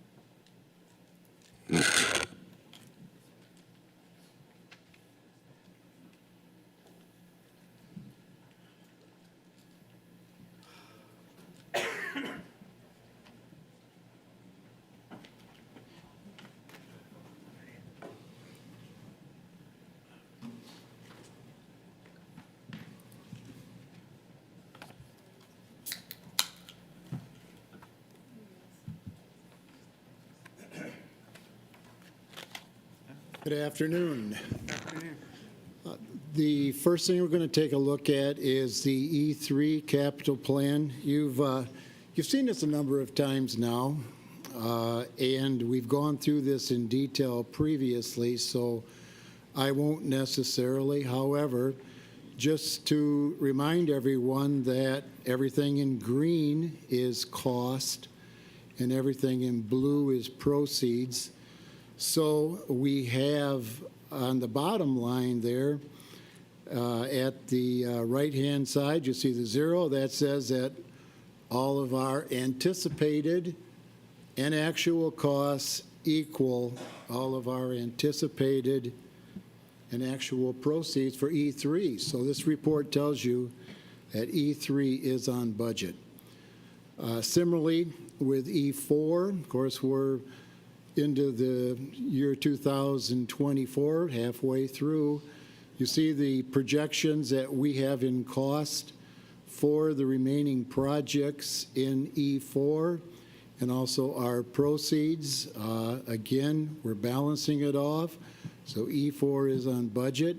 But as you know, East Bluffs is a very dynamic program. Projects change in scope from what they were initially. Projects that we have some projects that were previously additions became new schools. Other projects along the way, schools are closing. So we take those dollars and we move them over so that we can improve and do enhancements to other projects. As we go through this, you'll see there's a number of projects that we are able to do more and need to do more in them, so we have to make sure that we have the funding for it. But again, this report is important for you to see that you are on budget in East Bluffs 4. Just a chart again to show kind of the overall dollar volume that we have in construction and design and planning. And then I'll just kind of walk through the projects. Windsor Forest High project is under construction, on schedule. It will be ready to move in for the start of August school. And then, of course, we'll have to take the old building down, build in the new parking lot. And so by the end of 25, that project is expected to be 100% complete. Bloomingdale in a similar situation as far as under construction, again, on schedule for August start of school in 25.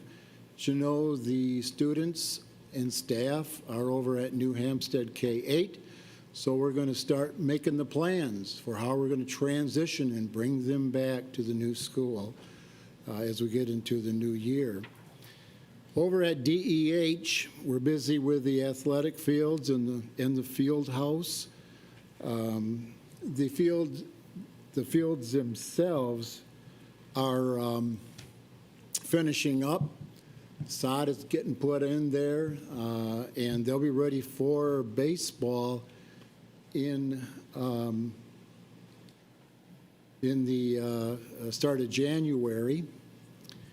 And the other athletic facility is also going to be ready come July of 25. J.G. Smith, just starting that project. At the Montgomery swing site, we are just started the demolition work there. J.G. Smith is gone in design right now, and of course, as you know, we're going to be replacing the cafeteria, and so that project is on schedule also. Henderson Formey, under renovation. This project is again moving along well and is ready, will be ready for students to come back. One of the first schools that we actually took everybody out of the school, and so now we're able to completely renovate it, remove all of the flooring, ceilings, everything, and now they're busy putting it back together again so that the students can come back and start again in August of 25. Georgetown, we are in the process of selecting the CMR. The RFPs have been received. They're in evaluation now, and we expect to have that ready for board approval in February. Meanwhile, there's been design work started on both Largo Tibet, which is going to be the swing school for Georgetown. We have to do some little renovations, make sure that we take care of an issue there, some drainage issues that we've had. So that work is going to get ready to get that building ready for Georgetown, and then we will be anticipating relocating Georgetown to Largo, Tibet, and get started with their renovation work. One thing that we're going to do on this project that initially wasn't going to be done, but again, we do realize and understand that this does have an elementary-sized gymnasium. It is a K-8, so we need to put a larger gymnasium in. And what that's going to require is removing that existing gymnasium and building out a much larger structure. So that, again, is additional scope in this project, and so, but again, it's an improvement that we certainly need to make. So this project is off in design, and when we get our CMR on board, we can start doing more planning as far as the construction is concerned. We have a question from Ms. Hall, please. Yes. Could you go back to the Georgetown screen? Once a CMR is determined, is that when a partnership can be developed with a local MWBE organization? Yes, yes. When one is selected, we will be able to determine who they have partnered with, who they're using with their WMBE. So, Mr. Hedinger, let me ask, is there a budget amount that determines whether or not a CMR has a partnership, or is it basically if there is a CMR, it's not the cost of the project, it's whether a CMR is present or not? Yeah, correct. It's not the cost of the project. And as you know, we do some projects, hard bid, general contractor. Yes. We do some CMR. It really depends upon what the project is, what the scope of the project is, and as to whether or not we use a CMR or if we use a GC. When we do use a CMR, it's an RFP process. And one of the criteria, the scoring criteria, is WMBE. And how are they going to handle that aspect? What program are they going to present that allows them to maximize their points in that particular area? As part of that RFP. And then, of course, we look at partnerships, we look at mentoringships. That's the type of program that they put together. So they usually present that to us in their RFP, and we then know, of course, what those partnerships are going to be. Okay, so it is intentional that that happens as part of that RFP. Correct. It's not, up to someone remembering to do it. It's actually part of the process that automatically takes place. Yes. Okay, thank you. Dr. Brinkman? Yeah, and this would probably be more on an academic side of the house. Do we have plans already to start meeting with families out at Georgetown about this move? Is that? There is no firm date yet set up, but when we get into the new year, we definitely will be making those plans. Okay, just as long as that, yeah, that. Definitely. Yeah, because this is coming quick if we are on these. I understand that these aren't hard, fast yet, but as soon as they've set, let's make sure that we're doing early and often. Thank you. Yes. Continue. Okay, and there's a number of projects in here that are still going through some renovation as far as schedules are concerned. Hubert Middle School, this is going to be a renovation project. One thing that we're carefully looking at right now is that back area, the play area. There's a large tennis court that hasn't been used in many years, the configuration of the field in order to maximize what we need to do in that project. Islands, we're working ourselves through design. There will be an addition of a team room for visitors, a visitor's locker or bathroom area, team room for the home side, and definitely expanding on the bleachers. Not only the bleachers at the home side and making a larger press box, but also on the visitor side in order to bring this particular complex up to 3,000 seats. And this again just shows some of the projects that we've completed in 2024, everything from $100 million in a DEH complex to $1 million. And it's just all projects that we continue working on. HVAC, we continue to work through right now Coastal and Garrison. Islands is coming up soon. Savannah High, we're working through different phases of HVAC over there. And the roofing projects, Gould will be bidding early next year. Johnson High School, the replacement of that roof is also going to be taking place in '25. Number of high school fields, playgrounds. Of course, the one thing that we're very happy to say is that the track at New Hampstead High School is 100% complete. And so it was a very long project, but as you know, we had a lot of soils correction that we had to do, and that certainly expanded that project out. Quick question, just out of curiosity. I heard you say that we're looking at 3,000 seats in the Islands complex. Just out of curiosity, do we normally have we ever seen on the regular basis 3,000 participants in our sporting events? That I would have to refer to someone who... If you are going to host playoff games, that's the requirement by the state. That's the reason for doing that. Thank you.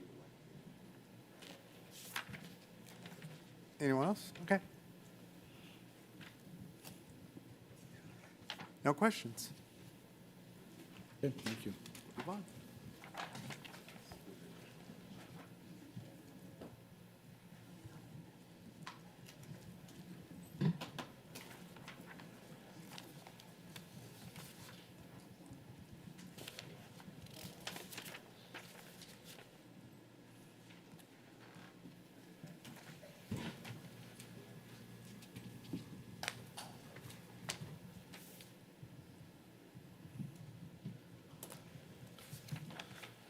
Make sure,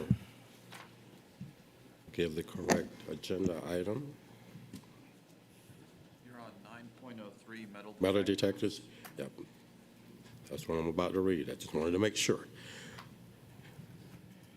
This is in response to bid 23.12, metal detectors, annual contract, second renewal. The Division of Campus Police requests approval to purchase 75 open gate metal detectors under bid 23-12 from Point Security Incorporated with a cost of the equipment and installation totaling approximately $1,335,064. The funding source would be the general fund. Thus be it resolved upon the recommendation of the superintendent that the board approve the purchase of 75 open gate metal detectors from Point Security Incorporated in the amount of $1,335,064. Moved by Mr. Johnson, seconded by Dr. Ringman. Okay. Discussion? All right, all in favor?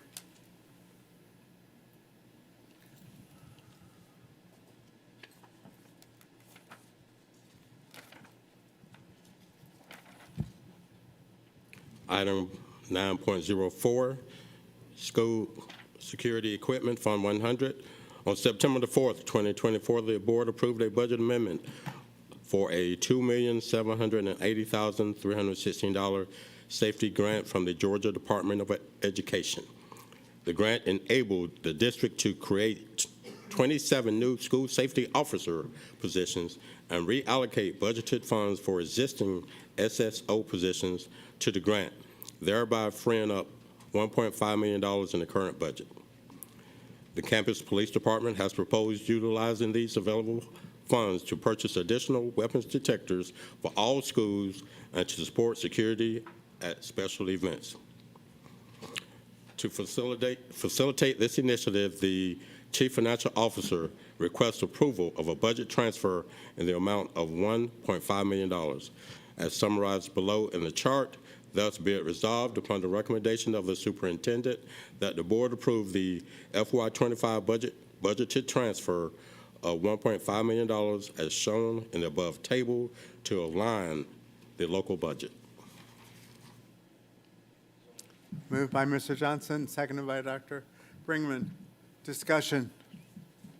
Dr. Brinkman. It pains me that it costs so much, but I can't put a price tag on our student safety. I'm glad that our district does everything that it currently does and continues to do to keep our faculty, staff, and students safe and visitors safe. And this is just our new norm. I'm sure if I asked Chief some questions, he'd talk for 30 minutes, so I won't. But he always, he's got a wish list. He's got a wish list a mile long. But I'm thankful that we have such a dedicated staff and that we are continually looking. Again, it's nice to have a grant to pay for some things to free up money for other stuff, but always still need more bodies to fill positions.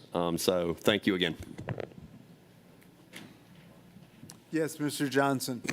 To that effect also, when we first got notified, when we first started purchasing weapons detectors, I did ask Chief about it, and he did let me explain the difference. So I'm glad that we're getting weapons detectors and not just metal detectors, because they are two different things.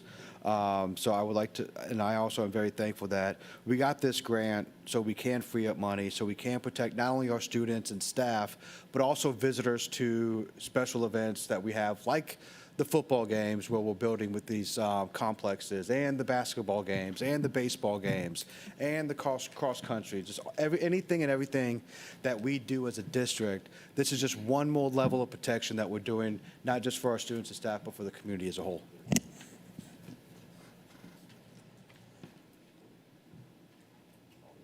Oh, I'm sorry. Yeah, I know. Energy. Okay, we need some chocolate. Okay, all in favor?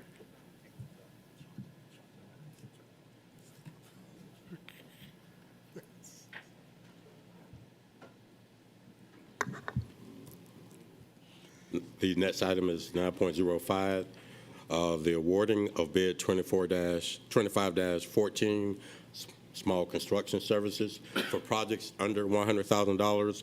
The purchasing department received a total of 6 bids, and actually staff wants to award the contract to all 6 vendors in order with a primary up to the last bidder in ranking.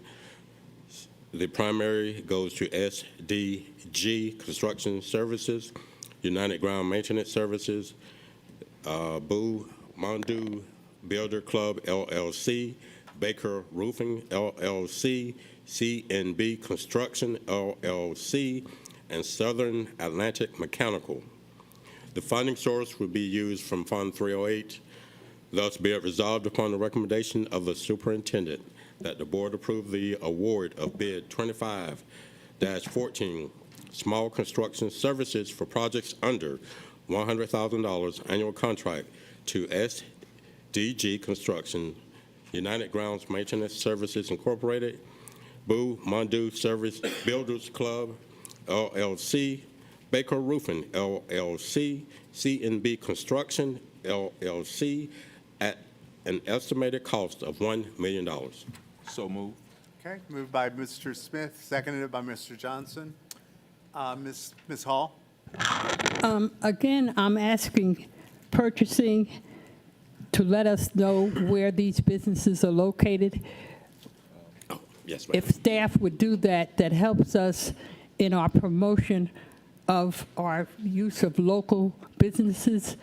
So it would be very helpful to know where United Ground It's Maintenance not included is in the. located. It is included in the included. documents. Where is it? Ms. Hall, it's Here? in here. Is it all there? Next page over.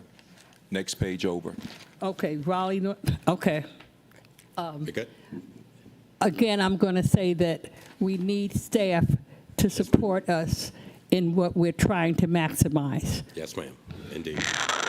Mr. Smith? I would like to say I am very, very happy to see that we have some minority businesses, community businesses, local businesses that's going to be working on this project. I believe that one of the one that was primary, SDG, is that Scott Development Group? They're here, and I would like to say congratulations to them, as well as say I'm very, very grateful that we're doing what we're doing and keeping the dollars in our community. Thank you.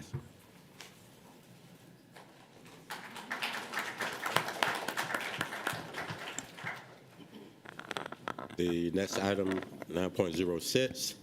Oh, we didn't vote. Oh, sorry. Okay. Not yet, guys. All in favor? Ms. Hall? Oh. Ms. Hall is a no. No, she's a no. All opposed? Okay. The next item is 9.06, in response to bid C25-06, CTAE modifications at the Davis Edwards Harris Education Complex. The purchasing department received bids from 4 bidders in response to the bid. Staff recommends that this bid be awarded to the lowest responsive and responsible bidder, which was determined to be Summit Corporation, at a total cost of $2,626,722. This is an East Bluffs project. Thus, be it resolved upon the recommendation of the superintendent that the board approve the award of bid C25-06 CTAE modification at the DEH Educational Complex to Summit Corporation, in the amount of $2,626,722. Moved and seconded by Dr. Howard Hall. Any discussion? No, I'm sorry, moved by Mr. Johnson, seconded by Dr. Howard Hall. Any discussion? All right. All in favor?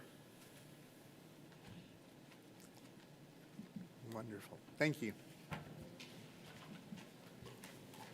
The next item, 9.07, is just a budget transfer to transfer funds from unallocated to the construction account to pay for the additional CTAE modifications at the Davis Edwards Harris Education Complex in the amount of $2,626,722. Thus, be it resolved upon the recommendation of the superintendent that the board approve the budget transfer as noted. Moved by Dr. Howard Hall, seconded by Mr. Johnson. Any discussion? All right, all in favor? Okay, thank you.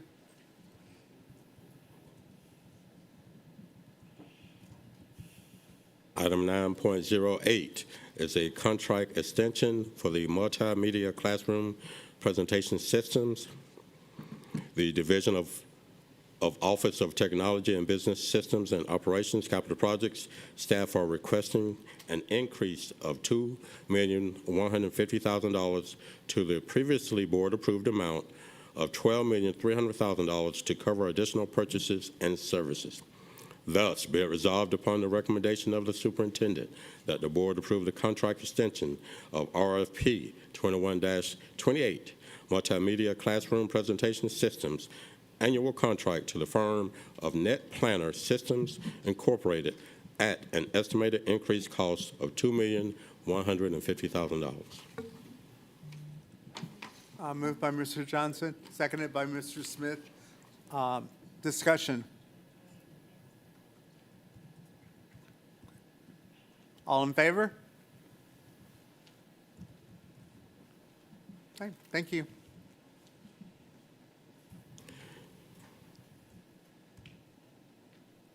Item 9.09 is similar to a previous item. We're awarding the annual contract for on-call civil, structural, mechanical, electrical, plumbing, environmental engineering, and surveying services. The purchasing department received proposals from 12 vendors. Thus be it resolved, upon the recommendation of the superintendent, that the board approve the award of RFQ C25-03 on-call civil, structural, mechanical, electrical, plumbing, environmental engineering, and surveying services. Annual contract to Chatham Engineering Company, Incorporated, out of Savannah, Georgia. That is Delivery, I believe that's what it is, Weeks and Gagliano, Incorporated, out of Savannah, Georgia. ECS Southwest, LLC, out of Savannah, Georgia. EMC Engineering Services, Incorporated, out of Savannah, Georgia. Goodwin Mills, Kaywood, LLC, out of Savannah. Hussey Gay Bell and DeYoung, Incorporated, out of Savannah. Method Engineering Group, LLC, out of Savannah. Moffitt and Nickel, Incorporated, out of Savannah. MSSA, PBK, DBA Leafs Engineers, out of Sugar Hill, Georgia. Pond and Company, out of Savannah. And Thomas and Hutton Engineering Company, out of Savannah, for a total estimated cost of $3 million. Moved by Ms. Hall, seconded by Mr. Smith. Any discussion? Ms. How Hall. wonderful, Mr. Jackson. We found so many firms in Savannah who will contribute to our East Blast to support the local economic engine. That is so wonderful. Thank you. Yes, ma'am. All right. All in favor? Okay. All opposed? Abstain? Okay. All right. The next item, 9.10. This is in response to RFQ C25-04, on-call design professional services, annual contract. The purchasing department received proposals from 15 vendors for this RFQ.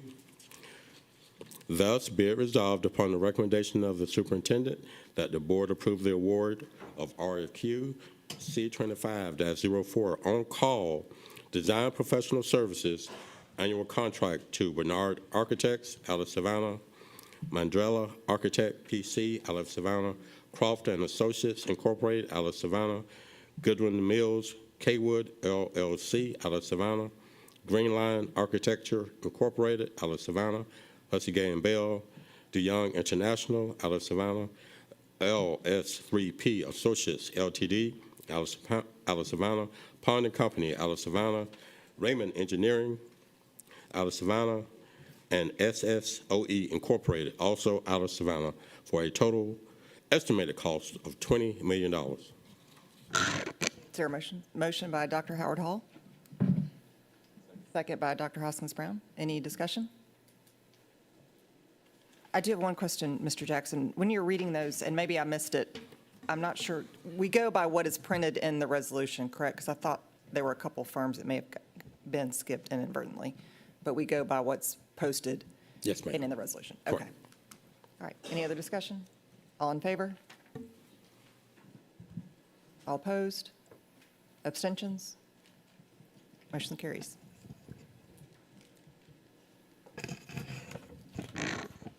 Okay, the next item,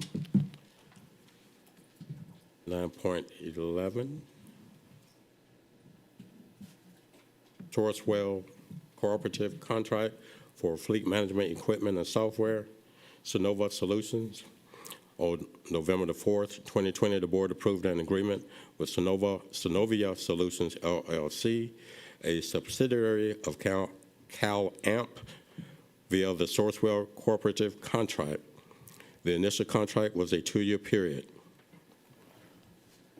Staff recommends ratification of the automatic renewals totaling $513,984 for the period March 1st, 2023 through February 28th of 2025, and approval of the final renewal period at a cost of $256,992 for the period beginning March 1st, 2025, ending February 28th, 2026, with all terms and conditions remaining the same. Thus, be it resolved upon the recommendation of the superintendent that the board approve the ratification of automatic renewals of the Sourcewell Cooperative Contract, Fleet Management Equipment and Software with Synovia Solutions, LLC, a subsidiary of Cal Amp, with a total cost of automatic renewals of $513,984, and be it further resolved upon the recommendation of the superintendent that the board approve the final renewal of the Sourcewell Cooperative Contract for Fleet Management Equipment and Software with Synovia Solutions, LLC, a subsidiary of Cal Amp, at a total cost of $256,992. Moved and seconded. Dr. Brinkman. Yeah, we didn't get to the transportation update this morning, but when that is revisited, I'm sure some of the on-time numbers are coming from this software. Yes. Could we also have just I hate surveys, but we need a surveyor. I would love to know how well the app is working for parents. If when they log in, they're actually able to see the bus, if it's giving them good, useful updates. I know I get frustrated at least 2 or 3 times a week at the CAT app because the bus my son rides on just magically disappears and then reappears, and we usually have gotten a text by then that he's on the bus, and then like, oh, there it is on the app. Yeah, where's that bus been? So would love to know if this app is working better than whatever CAT is using. Thank you. Okay, Ms. Hall. I'm very pleased to announce that many times parents let me know that Here Comes the Bus app is working very well and is very helpful in terms of making sure that their children are safe and getting to school on time. And to me, this is a perfect example of a business that we do not have the capacity locally to manage. So going out to California or wherever this company is to get this kind of transformative app is wonderful. So if you haven't had a chance to use the Here Comes the Bus app, do know that it is working well from everything that I've heard. Grabowski. Dr. Brinkman, thank you for the reminder that we did have to skip that transportation update. And I flipped through it quickly, but I thought I remembered seeing something in our transportation that we were going to be doing some solicitations for assistance with our transportation. So I'm certainly supportive of continuing to renew the app, but I'm wondering why we are doing it as, out to February of 2026, particularly if we are reevaluating our transportation system. We're talking about adding a potential another app with a parent carpool. Like, things could change where we might find this isn't able to meet all our needs, and I don't think we want to end up having our parents have to download 5 different apps. So I would certainly support, the renewal, but I'm just wondering why we have to go ahead and include an automatic renewal when we are in the process of evaluating our transportation systems, and it may not meet our needs long-term. I think we've done enough preliminary research on the app that is being referred to in the presentation. It does not have the same functionality. Right, as and Here Comes the Bus. I understand that, but so if we go that route, we now have 2 different apps. So there may be a source out there that could be one app that does both things. So I don't want to limit us to an automatic renewal of this app if there may be another one that better suits our needs, particularly as we continue to evolve our transportation discussion. So do we have to do all these renewals now, or can we take it in smaller bites? So my recommendation would be to move forward with this just because of the time it takes to implement the app fully, make sure we have the integration set up. But if that is not the will of the board, we can definitely go back and explore for that last renewal, what other options are available out on the market. Are there any savings in us moving quicker now or waiting? Any money lost that we can potentially have? I unfortunately couldn't tell you unless I've reviewed other options that were out there to tell you what the cost difference was. I guess to ask the question a little bit differently, can we do a renewal through, February of 2025? Can we just break it up into small, February of 2025, and then pay maybe as you break go. up the last renewal into a smaller one that doesn't obligate us for the next year and a half, 2 years? But I'm thinking the main thing may be the solicitation process. Even if we look for another app, that could be a 3 to 6 months process. So we would be in a few months without having an application out there.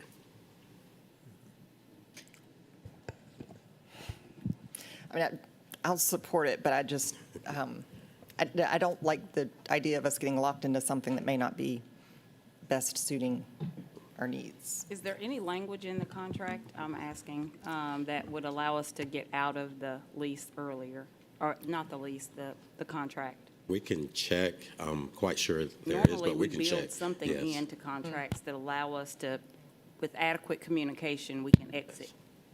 Well, could we modify this to approve us through February 28th, 2025, and do some research? Because then the next time chunk after that is March 2025 until the entire following year. So I don't-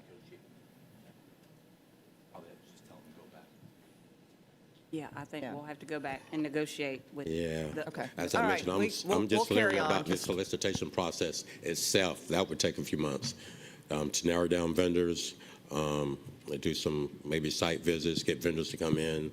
That's going to take a while itself. So February is right around the corner.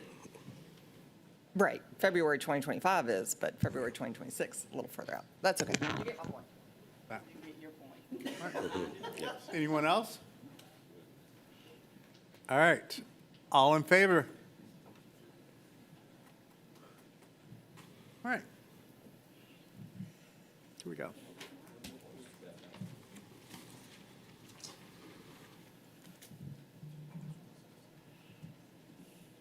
The next item, 9.12, is a change order for Windsor Forest High School, J.E. Dunn Construction. This change order increases the guaranteed maximum price of the gymnasium by $3.8 million. Staff recommends now that the board approve the GMP change order number 25 for the Windsor Forest High School replacement, and the superintendent supports this recommendation. Thus, be it resolved upon the recommendation of the superintendent that the board approve the GMP change order number 25 to J.E. Dunn Construction Company Incorporated in the amount of $3.8 million to add the modifications and additions to the existing gymnasium and increase the GMP to $82,474,273 for the construction of the Windsor Forest High School replacement school. I'll move by Dr. Brinkman, seconded by Mr. Johnson. Discussion. Mr. Johnson. I don't know if this will make it any more efficient or whatnot for future reference. Since the next agenda item, if this one passes, is the moving of the funds, is there a way to combine the two? That way, there's Going for it, yes, we can less do it. things that the board has to vote on. Yes. And a little more time, more efficient with the time with the board. Correct. So noted. All right. Any other discussion? All right, all in favor? Okay. I'm sorry. I'm sorry. I'm so sorry. Abstain? Thank you. We're almost there. Next item, 9.13, as mentioned, that this is just a budget transfer itself, transferring $3.8 million from unallocated to the construction account for Windsor Forest High School. Thus be it resolved upon the recommendation of the superintendent that the board approve the budget transfer as noted. Okay, moved by Dr. Howard Hall, seconded by Mr. Johnson. Any discussion? All in favor?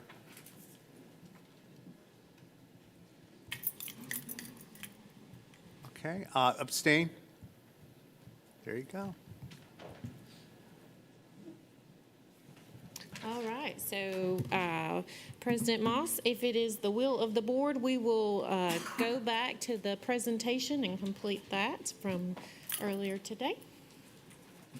That's right. Yeah, we still got presentation. Oh, that's right.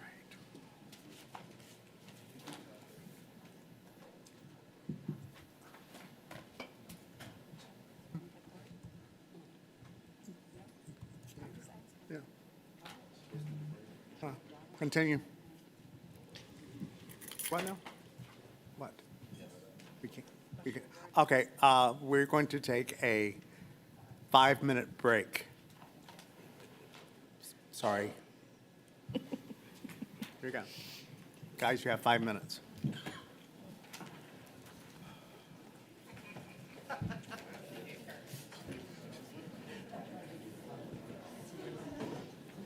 should have brought my.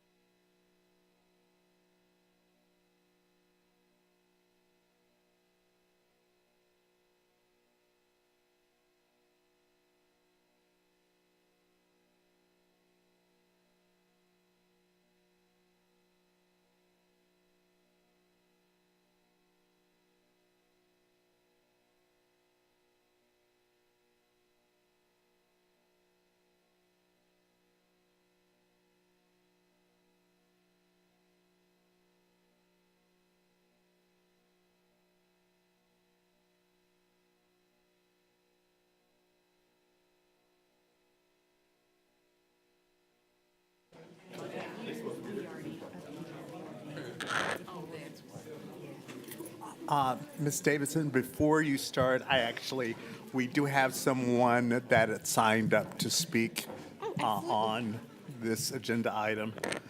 So we have Ms. Brianna Paxton.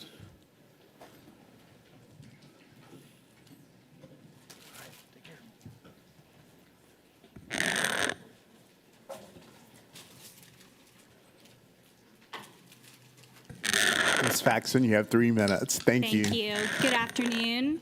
My name is Brianna Paxton. I'm a District 2 resident and parent to a kindergartner, Grace, at Savannah Classical Academy. We chose Savannah Classical Academy because of the consistent upward trends of educational excellence, its diverse student body, and it's the closest school to our house. My daughter and I bike to school every day up Atlantic Avenue.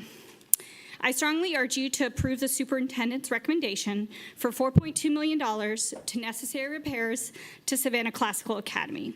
This investment is critical to ensuring the safety, comfort, and success of our students and staff. These improvements fit under the priorities listed in your 2026 strategic plan, and I want to particularly point out the stewardship priority.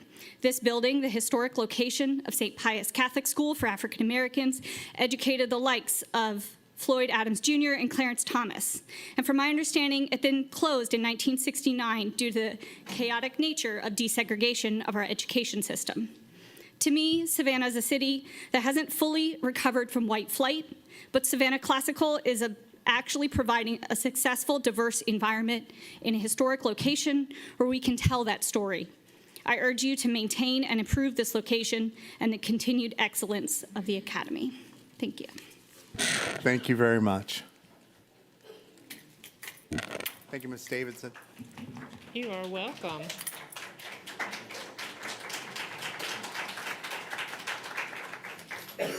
All right. I will lend to the superintendent to now further continue through our presentation. Yes, so our last. Mike. One of our final proposals for discussion today amongst the board is our charter school participation in East Blast.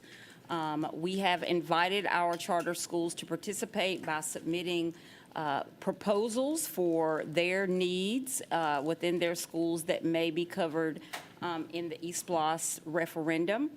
We were guided in this process by several legal aspects. You can see those listed there on the left side of the page. And we also considered many other factors as we prioritized charter school submissions along with our own district needs regarding the use of East Blast funding. So you can see those considerations there on the right.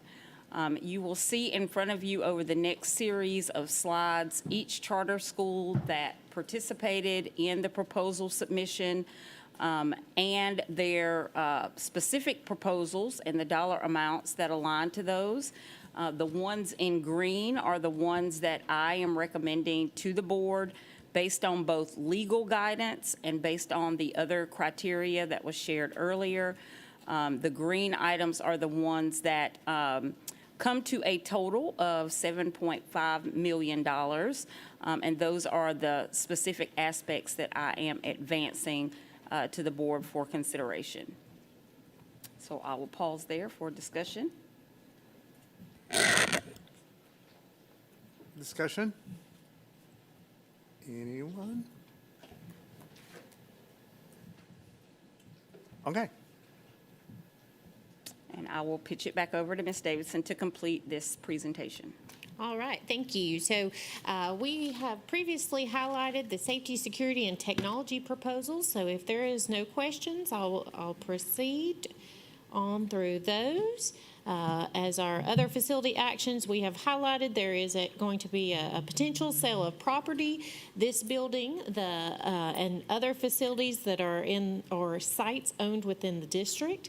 The decision to sell these properties is based on several factors: the suboptimal condition, occupancy, and utilization, the revenue that could be generated, a cost-benefit analysis, the reduction of ongoing maintenance costs, and to support the strategic reinvestment.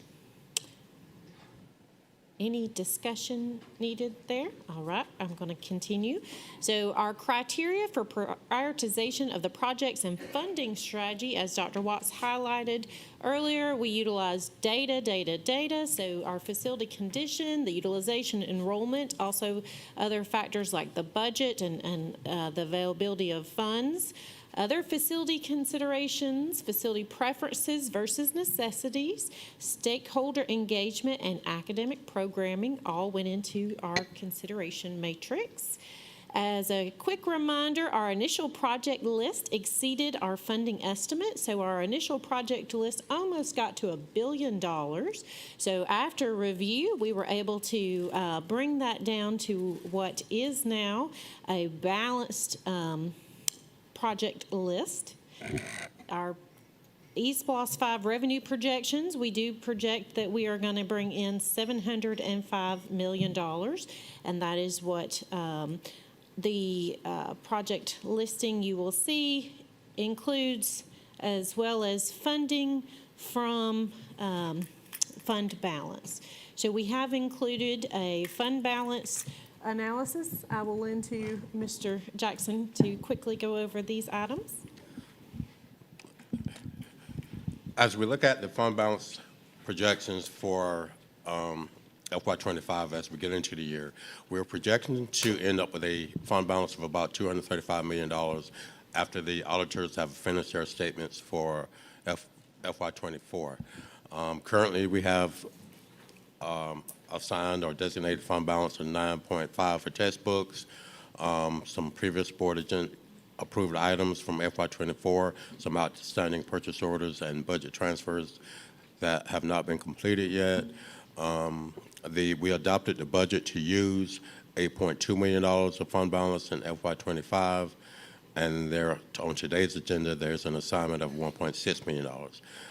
As of today, that brings down our unassigned fund balance to about $210 million, which is still way above the 3 months average, and going pretty close to getting to the 4-month maximum or target that we have looked at in the past. Go to the next slide.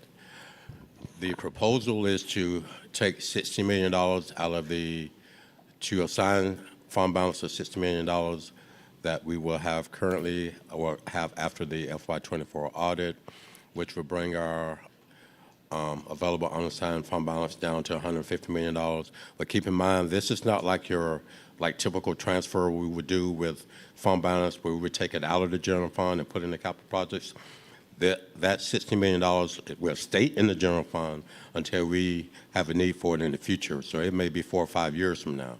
So in planning, what we were looking at is if we assign $60 million of fund balance for future use, by the time we get to it, we have replaced the $60 million from fund balance that we're going to add every year from savings. So that was our strategy, and that's the plan that we're going to have moving forward.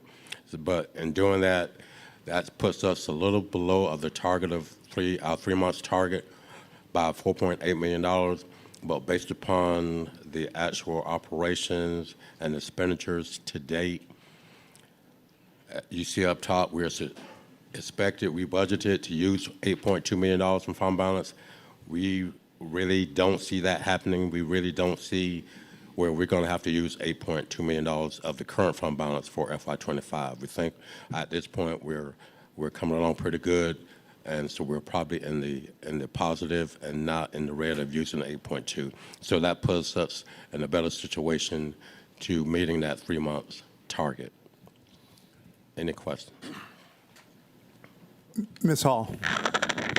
Dr. Watts, I thought that we were assigning the $60 million so that we would not have to wait until January of 2026 to begin using ESPLOS funds for our projects, that $60 million was going to give us advance funds to go on and begin our process once E5 would pass. So we have included in the resolution bonding language, and that that opportunity will allow us to start projects earlier. The So the bonding, not the bonding, right. fund The balance. 60 million is to make sure that if anything regarding 208 Bull Street goes over, or with the Savannah Annex, things that specifically cover administrative staff that we are not to be using eSPLOS dollars for, that is what that 208, that's what that $60 million is for. So that we are not using eSPLOS dollars to fund things that we're not supposed to fund. Okay. So bonding is not a more costly route than using the fund balance? It's not more costly, but I'm not the expert, so let me defer to people who can answer your questions about bonding. Keep in mind the Okay, resolution. yeah, because we'd have to pay interest, yeah, that's Okay. what I thought. Yeah. Keep in mind, you have to pay interest, but at current rates, what the financial advisors have kind of pointed out in some presentations, if we borrow money and put it in the bank, the rate of interest we collect will be more than the rate of interest we have to pay out in some of the original projections. And starting those projects earlier could be less expensive because of. Yes. Oh, Unless definitely everything gets that. cheaper, wouldn't that be lovely? Yeah. But to Ms. Howell, to your point, I mean, the $60 million could be an option. It could but be. we just want to make sure we have all the options available that we need. Okay. Kashmir. We have fund balance for a reason. I'd prefer to bond, or I don't want to spend that fund balance quickly. Allegedly, tariffs are coming. There might be ice storms. There might be hurricanes. We have fund balance for a reason, so let's be very conservative in using that all. That's my first comment. My question on this is, for E5, for budgeting purposes, you're projecting the use of, over 5 years, a total of $60 million over 5 years. Yes. So, and it's going to be some portion of, some lesser amount every year, Yes. depending on programs, depending on eSPLOS covered projects versus academic projects. So we're not spending it all in 1 year, so we're not going to drop below the 3 months. Correct. In any 1 year. And given anticipated collections, we'll probably still be above that every year, correct? Correct. Yes. Okay.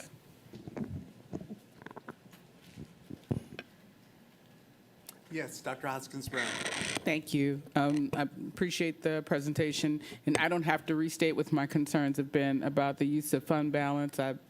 Mr. Kaczmar stated it very, very clearly.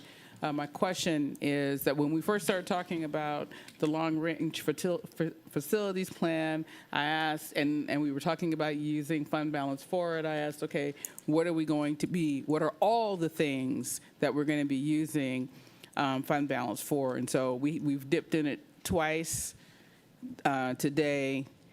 We've obligated another dip into it for next year for 600,000. We have that, which is not very much compared to this, but then we have this amount. Is there anything else that we are going to fund balance for, or can I feel comforted that we're not going to be touching this for a while? I'm not going to make any promises, but I would try my best to make sure we don't dip into it anymore.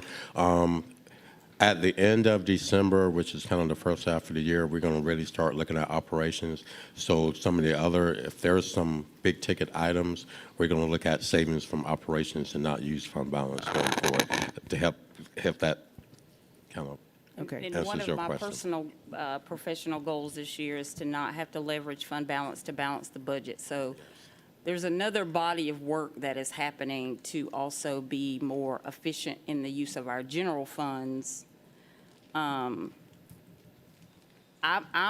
don't feel 100% confident saying that we won't ever have to go back to this, because if I remember, almost a year ago to date, the governor did a bonus to all staff, and we had to go into this to make that happen. So there are just unforeseen things that we can't necessarily anticipate. I think the key takeaway here is that 60 million is not going to be used all at one time. It could be 3 years before we ever have to touch this. So if we needed to do something different, we have the flexibility to do it. Thank you. I fully understand that the presence of external factors could influence that. I just want to make sure that we're controlling for all internal factors. And I don't want Absolutely. us to be, for lack of a better word, lazy or just not energized about managing other small pots because we have this large saving account somewhere. If this happens today, we know the limitations that we're working in, so we have to govern ourselves accordingly as it relates to anything additional we want to do. Okay, thank you. Ms. Grabowski. Where are we looking for funding for the increases in costs? Where's Mr. Ray? That's probably a Mr. Ray question.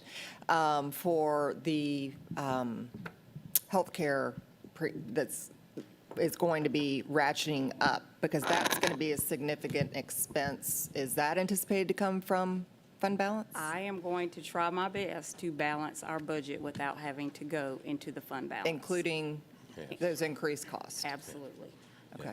We try our best not to use any ongoing operational costs To go into this anyway. from fund balance, because we Right, know it's right. going to keep going up every year. Am I remembering correctly that those increases have kind of gotten pushed off and able to, so that we can plan for them, but we still have to plan for them, and then it will be a continual, so there's that kind of initial, almost that fiscal cliff that we're going to end up on because of those increased costs, right?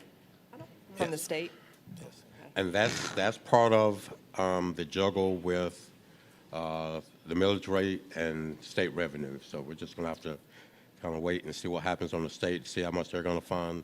Then we have to make decisions with our local millage rate, because we want to be able to sustain any changes, not only one year, but each year after that.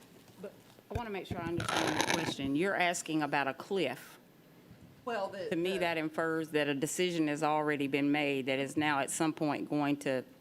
I'm just talking about the increased costs that we know are coming. coming. Yeah, right, right. And Yes. maybe that's not the right word. And I'm going to use, try to but- incorporate that within our existing general Okay. fund budget process. All right, so we will continue.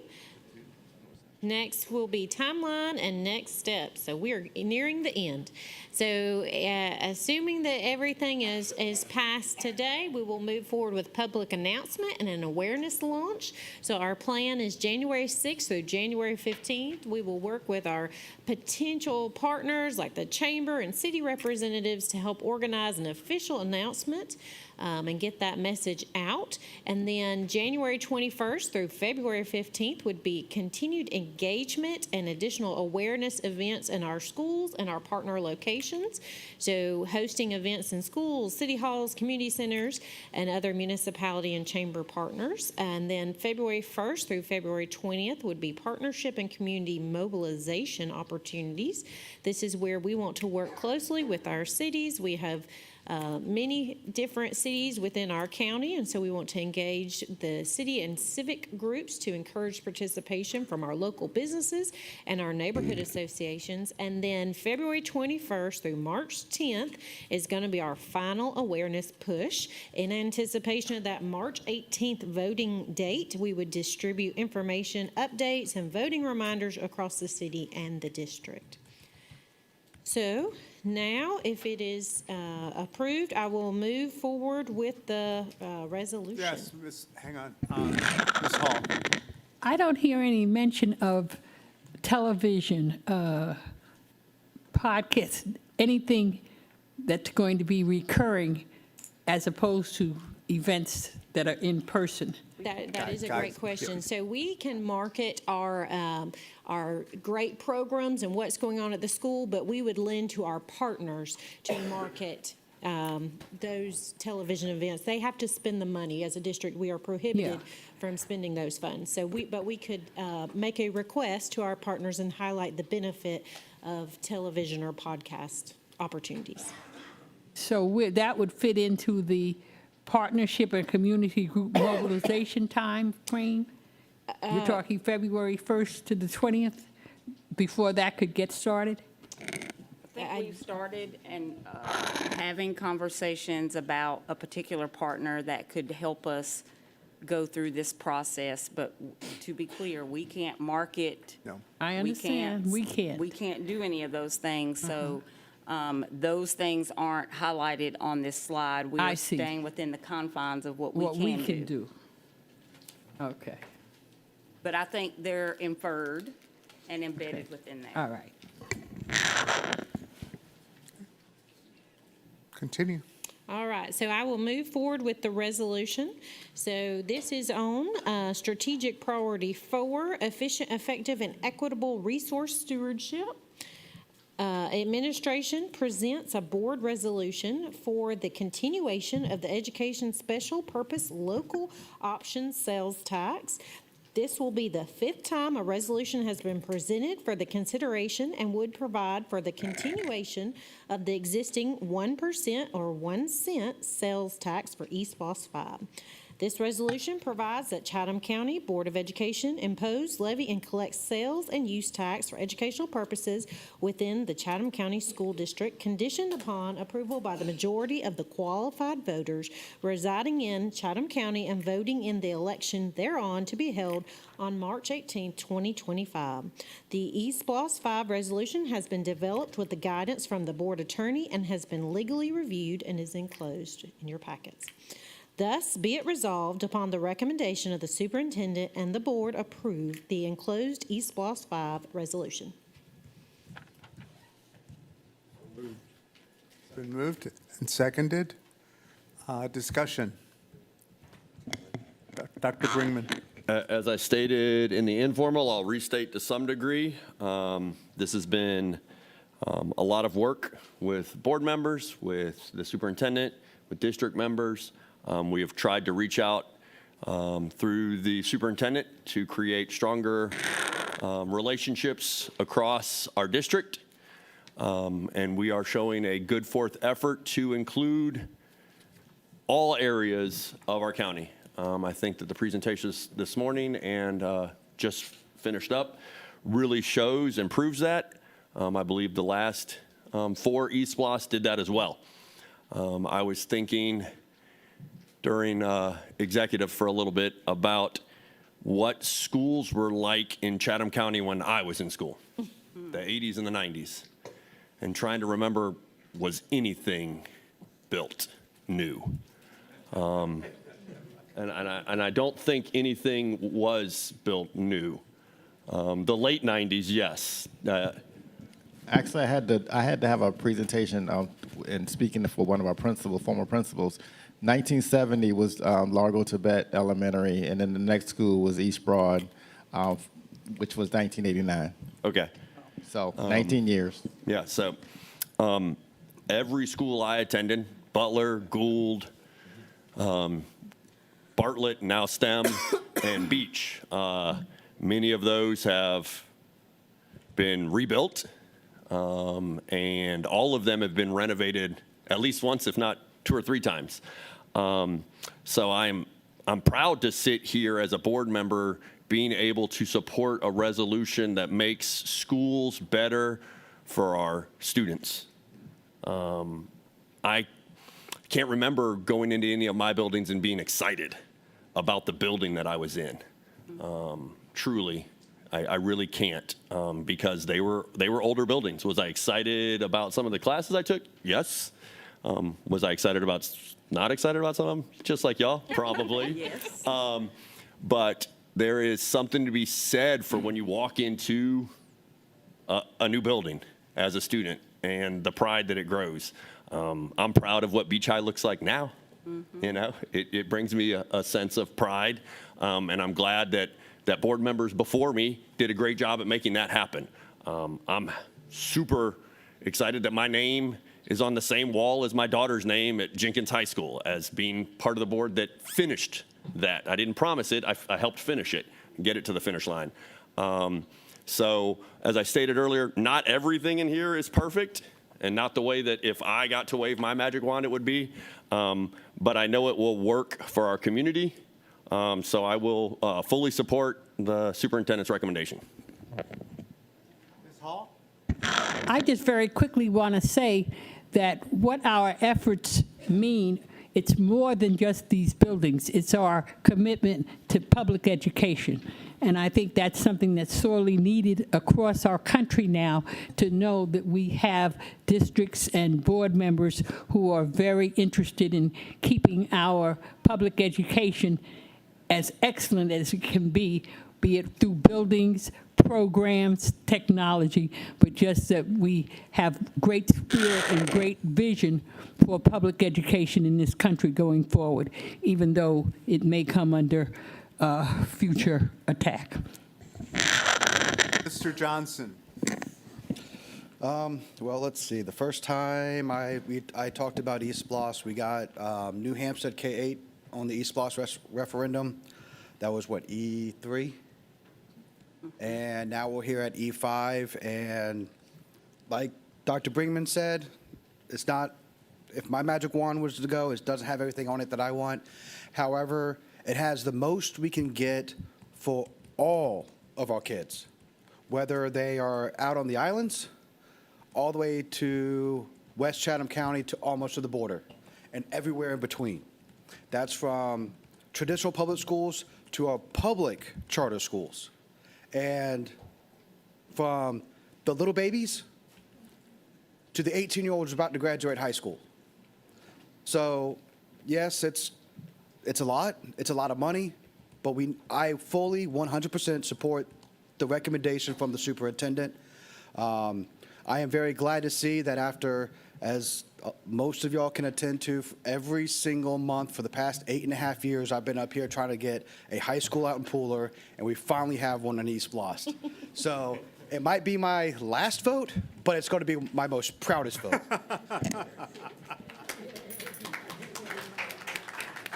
Howard Hall. To answer David, or Dr. Brinkman's question, as a student, no. But as a teacher, yes. I was the first teacher at Georgetown Elementary when that school was built, probably 30 years ago, and I'm very proud of that. In the 70s, when I was in high school, Windsor Forest High School was the elite school. That was the best built school. It was the modern school, and that is why it's last, because it was in front of everybody else. So I'm very proud of the work that has gone into this plan, and looking forward to be around for a few years to see the beautiful schools that we will continue to build for the community. Thank you. All right. Mr. Katchmar. Thank you. I'm going to echo comments from my fellow board members on two issues. One, East Bluffs has been community changing for Savannah-Chatham. I don't really like taxes generally. I understand you need them to function as a civil society. I like roads and airports and bridges and all that stuff. And we pay taxes. What I like about East Bluffs is some percentage, up to 40% maybe or more, comes from visitors to the county. So they're subsidizing our educational capital and technology and transportation needs. I think what we've done well as a district is always keeping at the forefront that being transparent with voters who support East Bluffs and being accountable to voters has been at the forefront of every East Bluffs we've done so far. We disclose the projects, we over-disclose spending and budgets, and it's on our website, it's at our CIC meetings, it's during regular board meetings. And we deliver on our promises. And that's been a driving force for this board and superintendents in its various iterations since I've been on it. So I'm very supportive of East Bluffs, and this East Bluffs in particular. Second, this has been a very collaborative exercise.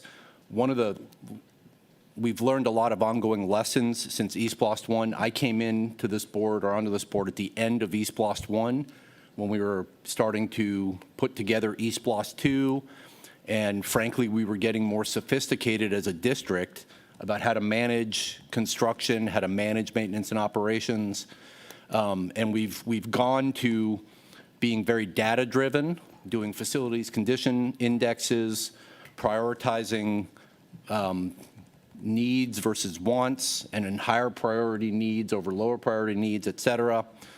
And then, once we have that data, sitting down as a board and as a staff and in multiple retreats, talking about how do we prioritize what we need to do and balancing out facility needs with academic programming needs, with population growth, et cetera. So congratulations to us, the board, and a huge thank you to the superintendent. This is her first year, and she did not expect 70% of her year to be focused on facilities and maintenance and operations, but it was. But she and a lot of our new staff and existing staff put a lot of time and effort into this, and so thank you. And thank you for putting up for the board's inputs and crazy questions and proposals during retreats. I do have agreement as well that this does not contain everything I would have wanted or in the order I would have wanted. But that's why there's 9 of us up here and district staff, and nobody makes decisions alone. And often what you get from collaborative group effort where you look at data is a really pretty good product. And that's what politics and compromise and group participation is. So this is a very good proposal. I do have a couple of tweaks that I'm going to propose at the end of this, and I will make a motion to amend the pending agenda, or the pending agenda item, and I want to explain why.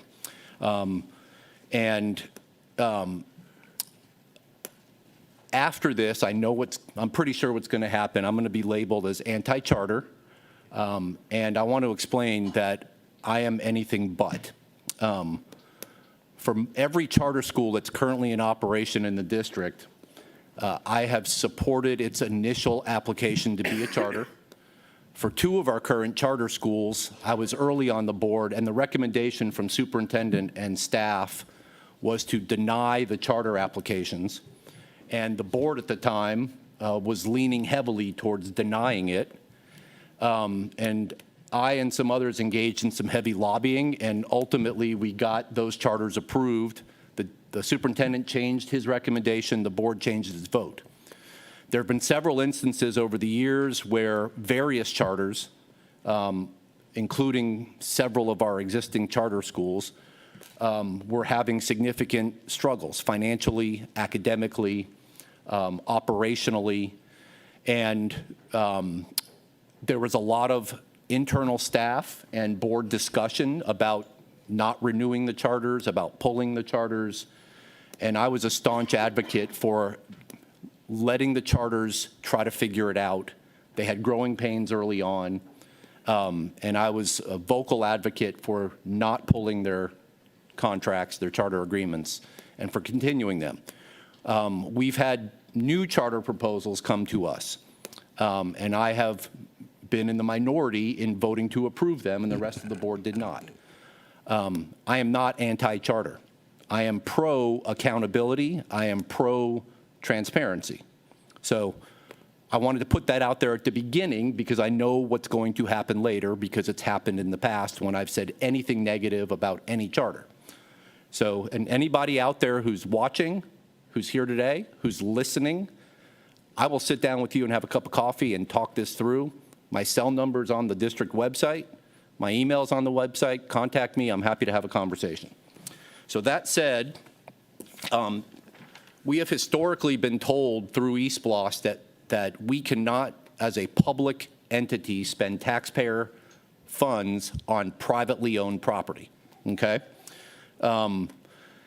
And what's happened with this round of EastBLOS is we've tried to find creative ways to spend public tax dollars on privately owned property while still maintaining a residual property interest in the investment. But regardless of whether we can or can't do that, and I don't know the answer to that, I know what there are various views on that, that's not driving where I'm coming from. What's driving where I'm coming from is I have a fundamental problem as a taxpayer spending public money on privately owned property. I've got plenty of friends and clients who would love thousands, hundreds of thousands, millions of dollars on their private property. And we don't own the property. The school district doesn't own the property, doesn't lease the property. So it's just basically giving a gratuity or a gift to privately owned property. And I just, as a policy matter, I'm not comfortable with that. So in past EastBlost, we have designated funds for charter schools, for technology, for other expenses, and I'm 100% supportive of doing that in this EastBlost. What I'm not comfortable doing is allocating money for private property, for the benefit or improvement of private property. And the proposal for classical and for SEMCO both has site improvements allocations that, to me, cross the line. If we owned the property, if we leased it, I would have no problem because ultimately the district owns the property. I'm not comfortable spending public funds on privately owned property. And I've had this discussion with people in the community and on this board, and some of the comments that have been raised to me were, well, it's about the kids. We need to support the kids. The kids need, a non-leaky roof. The kids need air conditioning. 100% agree, right? We have 55 district schools that we spend monthly CIC meetings looking at the condition of their HVAC and looking at their roofs. The difference is we own those buildings. The taxpayers have an asset in those buildings. It's our obligation to make sure they're safe for the kids and for staff, and it's our obligation to maintain that asset for the benefit of the citizens of Chatham County who own that property. The argument I would make is when any charter school is budgeting, they're making decisions about where to spend money. And looking at the past presentations from several of our charter schools get facility grant money from the state.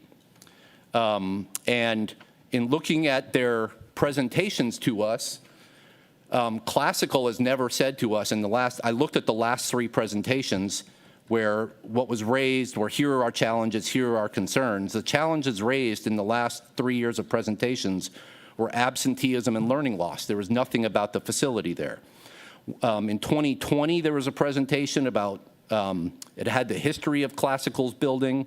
It was purchased and renovated in 2014. There was a 3-story addition in 2016.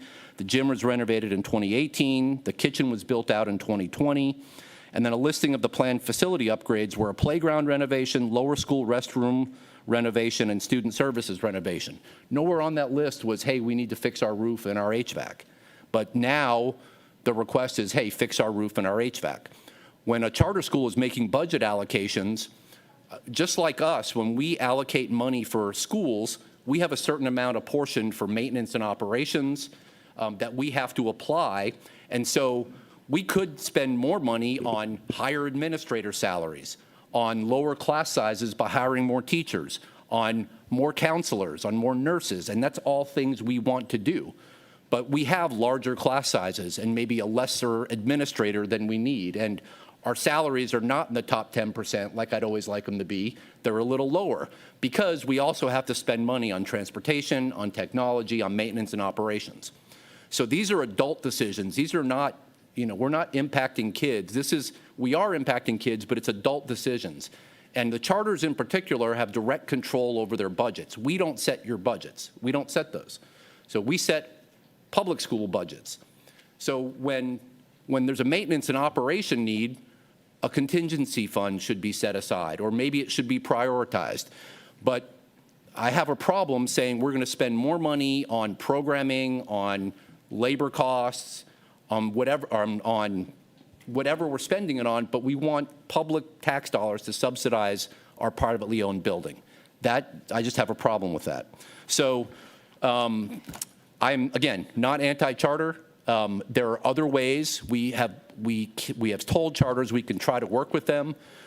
We can use general fund money or EastBlost money to pay off bond debt.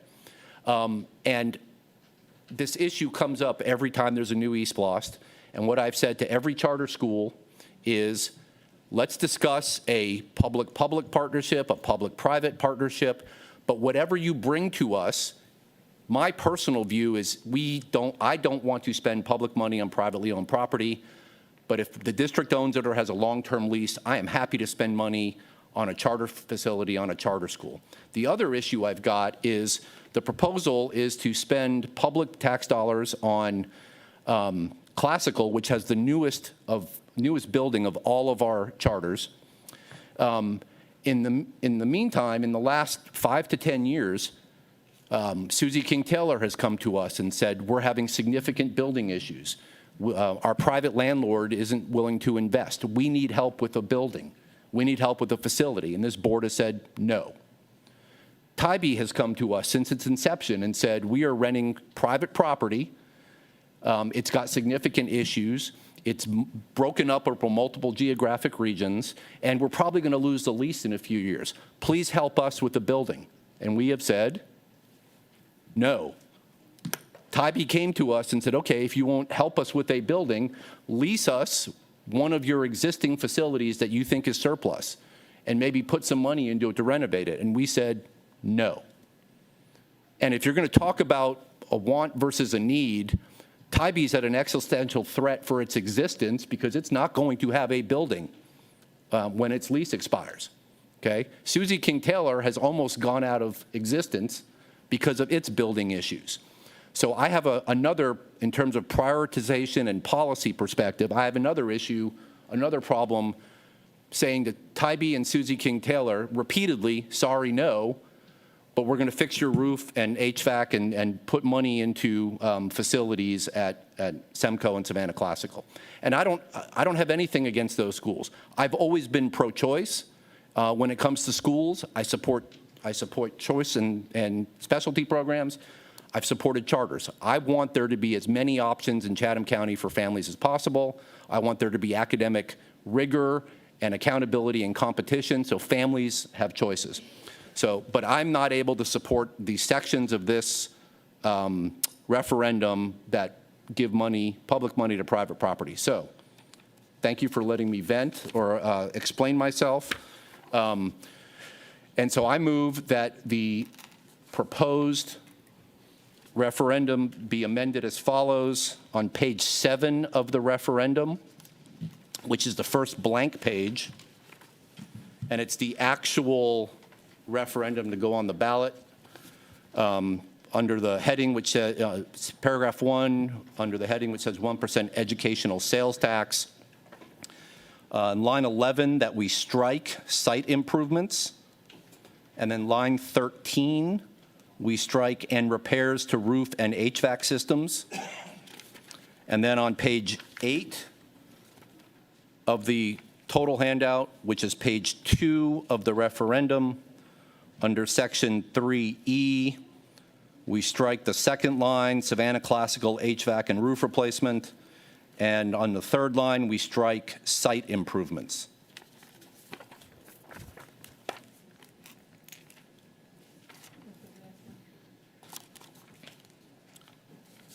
So I'll read, you want me to say them again?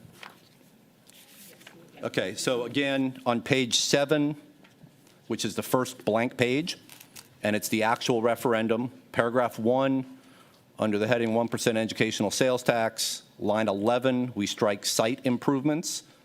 So the sentence reads, so 1E would read, providing, well, I'll do this. Line 11, strike site improvements. Line 13, strike and repairs to roof and HVAC systems. So section 1E will read as follows, providing charter school capital outlay projects to Coastal Empire Montessori Charter School for equipment / buses, technology and secure facilities, Savannah Classical Academy technology and campus security improvements, and Tybee Island Maritime Academy equipment and technology improvements. And then on page 8, under 3E, we strike the entire second line, Savannah Classical Academy Charter School HVAC and roof replacements. And section 3E, the third line, we strike site improvements. So it just reads Coastal Empire Montessori Charter School equipment and activity school buses.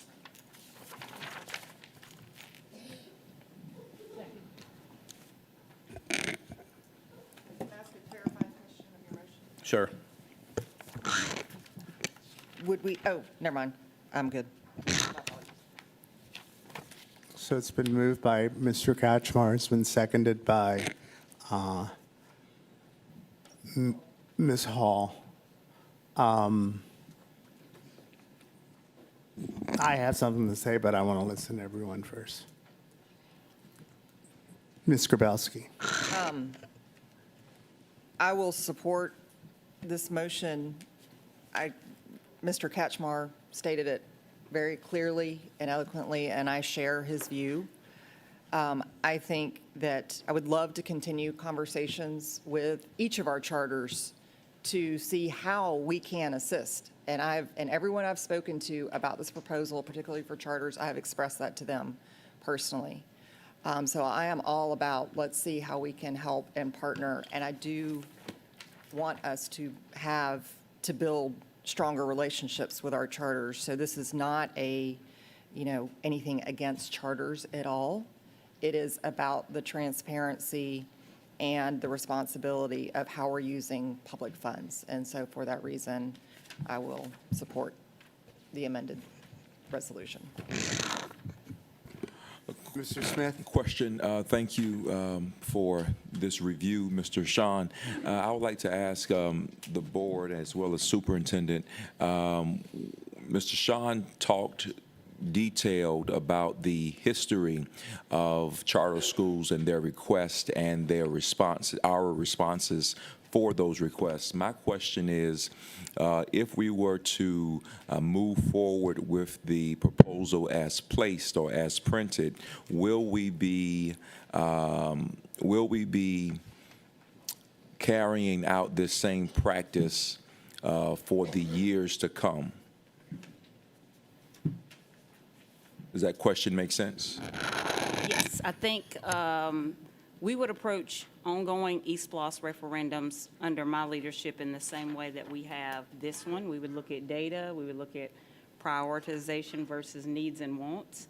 I think it is clear to everyone in here, based on the proposal, that I also want to partner with our charter schools. I see their students being a part of our educational ecosystem, and so they would be invited to participate and prioritized accordingly using a variety of sources. But I can't tell you today that charters would always be included, because it depends on the circumstances, the data, the budget. It depends on a lot of different factors. So I couldn't commit to ongoing participation. There will be ongoing invitation, but not a commitment to ongoing participation. Right.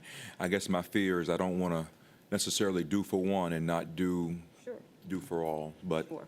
And of course, I think about that in terms of even your districts. At times, I think the largest allocation of dollars that we have is going to a certain district in a certain geographical area of our community, whereas less may be going to others. And so it's an equity. It's where is the need, and let's try to work towards the need. Dr. Bringman. Well stated, Mr. Kachmar. Could never have delivered that well, and I fully understand the logic and support the logic, but I'm going to look at it slightly different, and this has literally changed in the last 30 minutes thinking on this. It's less than 1% of our E5 proposed budget, and everything you stated about us saying no previously is correct. So maybe this is our point where we say we're doing this and moving forward we'll get better, rather than let's not do this and then we'll get better. So I see this as, I don't know, a turning point, an olive branch, okay. And we learned even in this process by soliciting them, we probably could have asked for a lot more data, like moving forward, you're going to have some FCIs. You're going to have some third parties go out there and actually tell us that this building actually needs X, Y, and Z, just like all of, like our district does for every single one of our buildings. And we've learned that we need to ask all of our schools, what's their list, for Santa? Because we don't do that. We don't ask, hey, do you want a bunch of robotic things for your school? And so we've learned even now that we need to dig probably even deeper into past the principal and just start soliciting everybody. And I think the community, hopefully listening to some degree, will get on fire and give us thoughts, because that's how we generate this huge list. It starts off a lot bigger. So I see it as a small drop in the bucket that still helps students and might help direct our team in a different direction. It's a small push on the rudder to say, hey, we're doing this.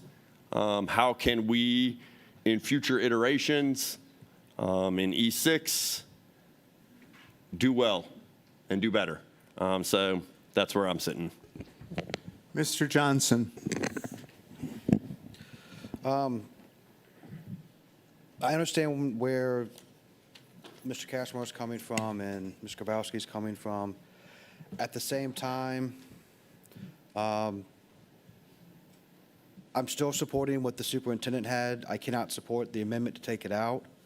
You know, Savannah Classical and Coastal Empire, they asked, and the superintendent said, yes, that these needs should be on the referendum.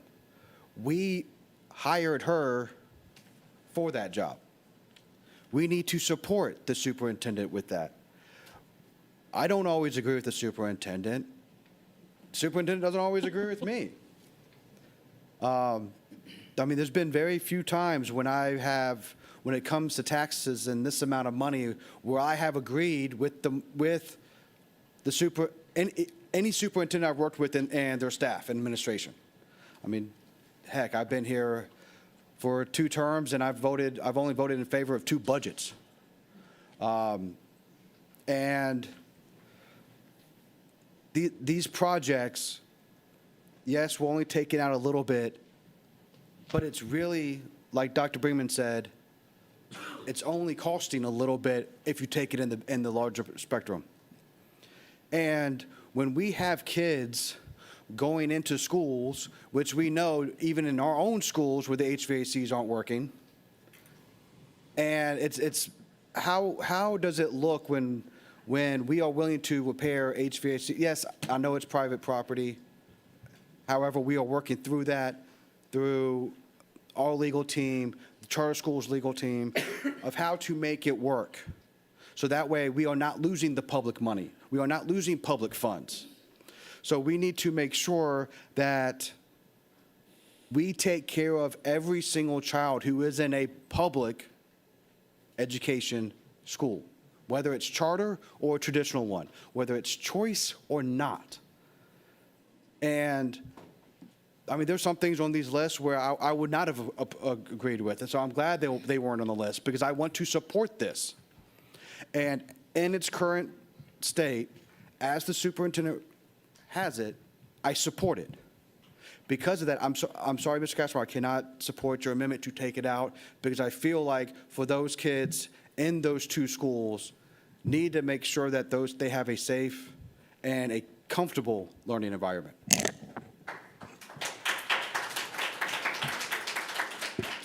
Dr. Howard Hall. Oops. Won't be long. Myself too am at the turning point. If this was not in the recommendations per the superintendent, I wouldn't have reservations.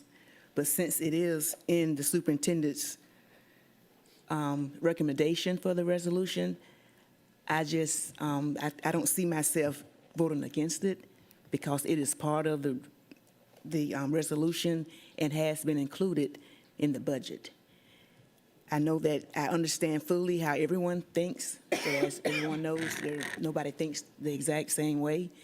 And since this is in the recommendation, it's in the budget, I will be voting to not amend it. Thank you. Anyone else? Dr. Hoskins-Brown.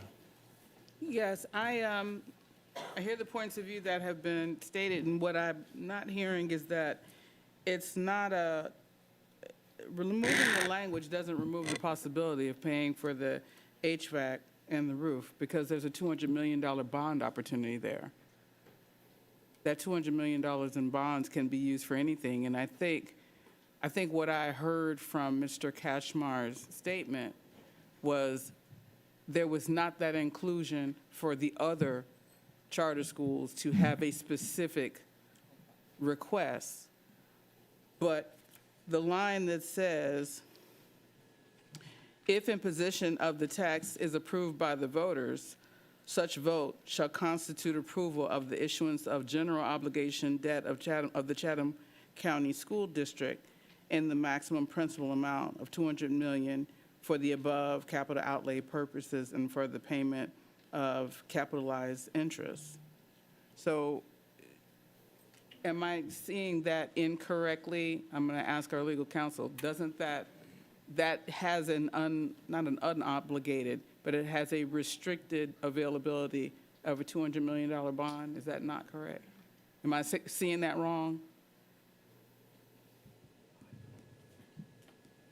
The $200 million is a general obligation bond and is subject to the requirements of Georgia law for the expenditure of that as a general obligation bond as opposed to a SPOS project.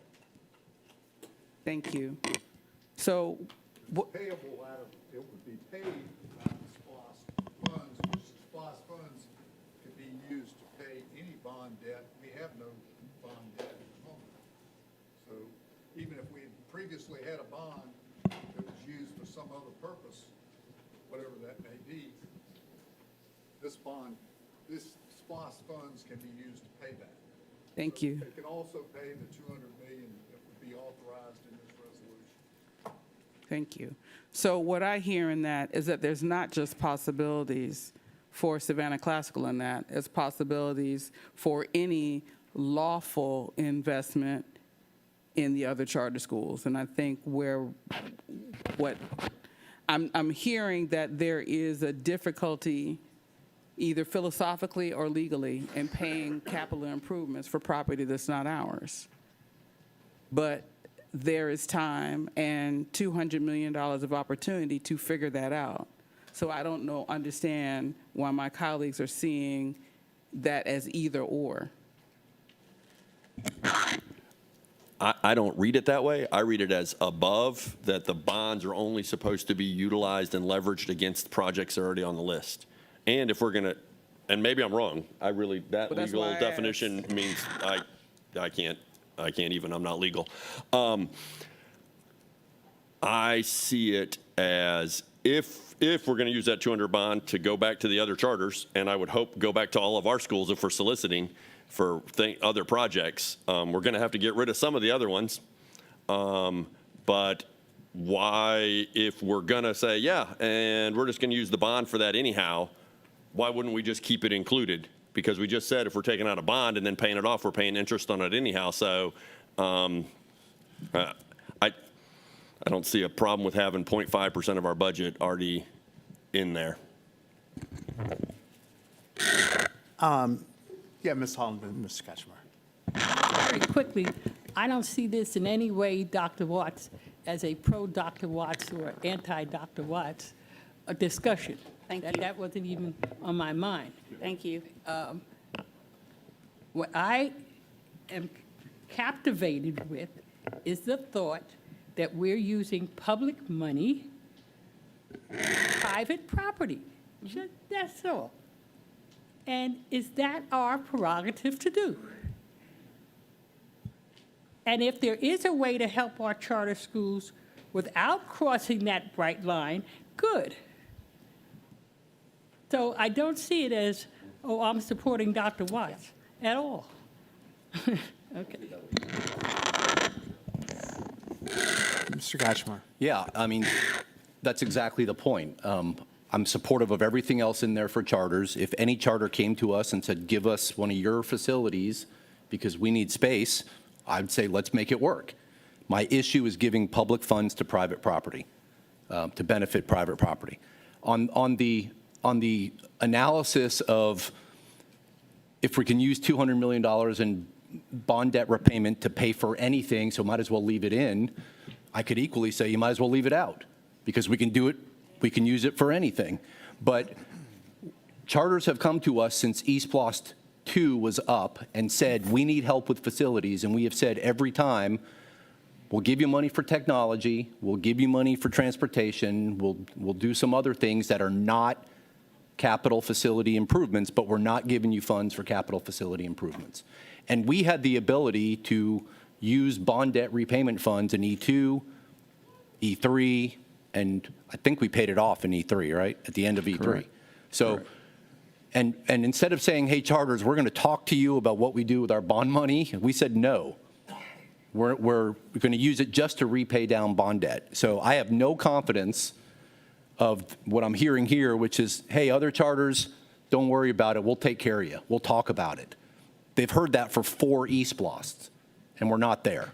So if we can spend that $200 million in bond debt repayment funds on anything we want, number one, we got to cut existing projects because we're going to add stuff. And number two, if we're spending money on charter facility capital improvements, they're either all in or all out. And especially the private property issue is my main concern. Sir, if I could clarify, the resolution does refer to how the bond debt would be, the $200 million bond debt would be spent. It does say specifically that it is for capital outlay projects described in the notice. So what we've done in the past is the board will remember that the way we have eliminated pre-existing bond debt is to list that specifically in the referendum. So previous East Blost had list that we would pay bond debt pre-existing down with East Blost funds. But we don't have any bond debt because we've already paid it off. So this particular resolution as written does specify that the $200 million is to be used for projects that are listed in the notice. Thank you. That answers that question. That answers that question. So, all right.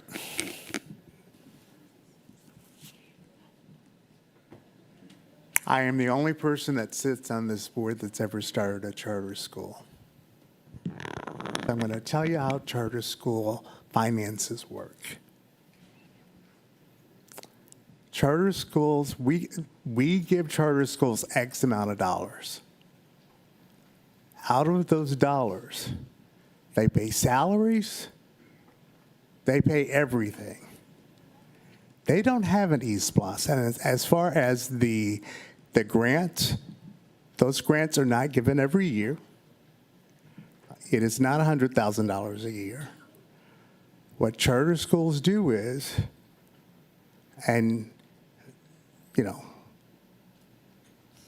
they have to come up with some way of paying their lease every month in addition to paying their staff and everything else. They do not have another fund.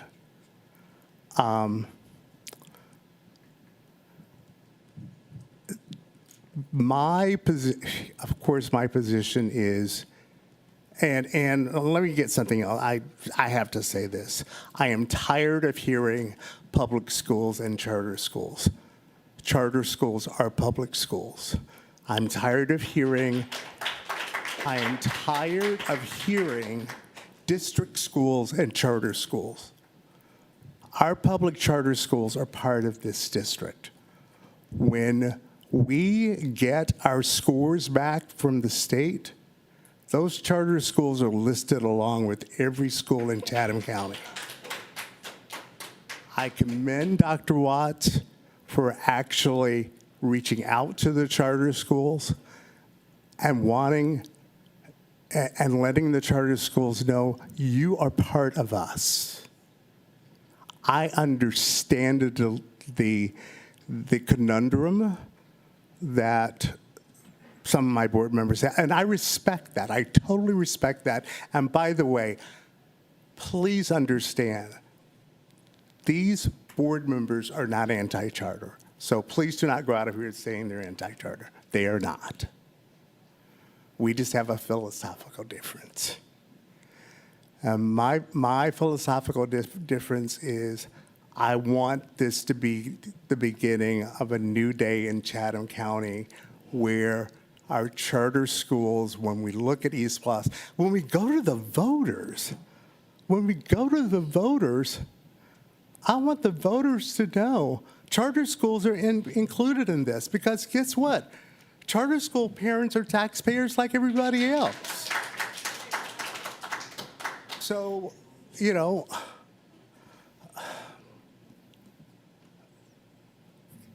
going to vote, and no, I cannot.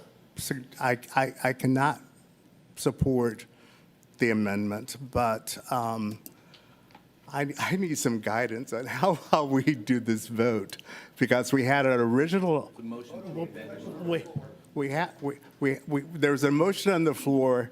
There was an original motion, and then, yes, that had been. There's a motion to amend and a second, so you got to vote on that. If it passes, then you vote on the original. And if it fails, you vote on the original. Okay, so we vote on the amendment? Okay. Okay, before we vote, any more comments? Ms. Grabowski. I just have a question going back to the bond. And I understand what Mr. Hediger was saying about it being linked to these projects. Does it have to be linked to the East Floss projects, the bond? Yes. I know as it's written, but can that, and I'm looking at our attorney, can that coupling be uncoupled?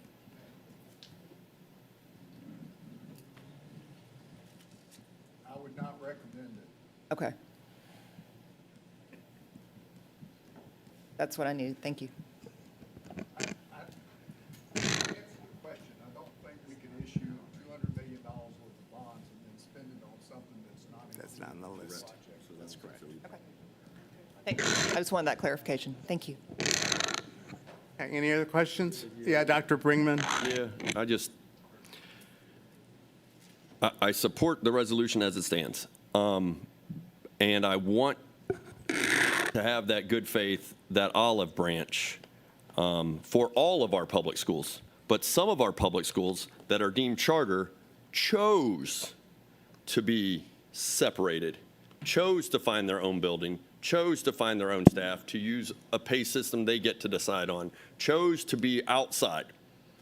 We are trying to include them in East Floss, but it would be nice moving forward that if it was a relationship that was not adversarial. Far too often, we are sued by charter schools. None of our other schools can sue us, and that makes it difficult. So please begin to be less against us so that we can be with you. Please, like it just is really difficult to know some of the things that are said about people, that are said about district staff, that have created some of this problem that we're kind of dodging around, and I'm just going to step in it because I want to, because I want to move forward. But having to get email after email that, hey, another lawsuit has been filed against us, and you're like, really?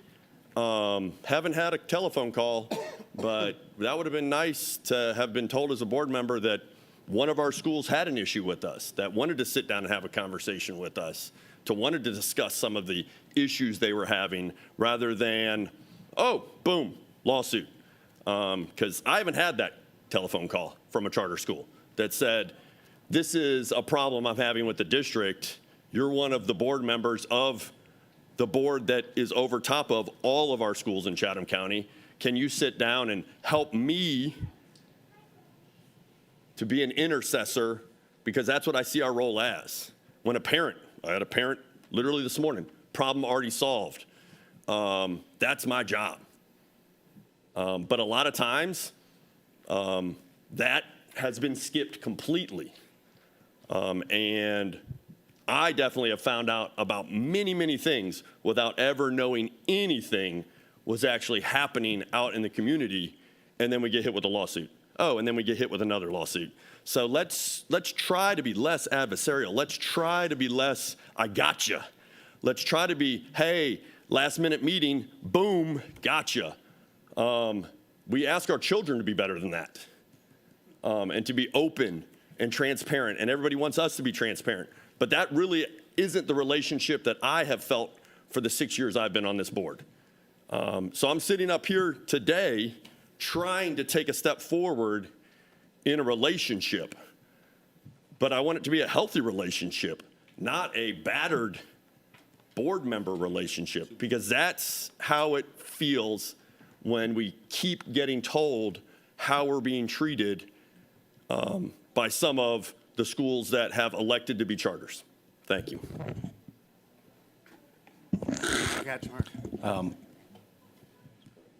I 100% agree with Dr. Bringman, and it's not just that, it's the misinformation that is spread through the community, and then people come back with questions, why do you hate charters? Really, we got 5 of them here, and I've supported every one, and I've supported East Blost budgets to give them non-capital improvements, technology, transportation, et cetera.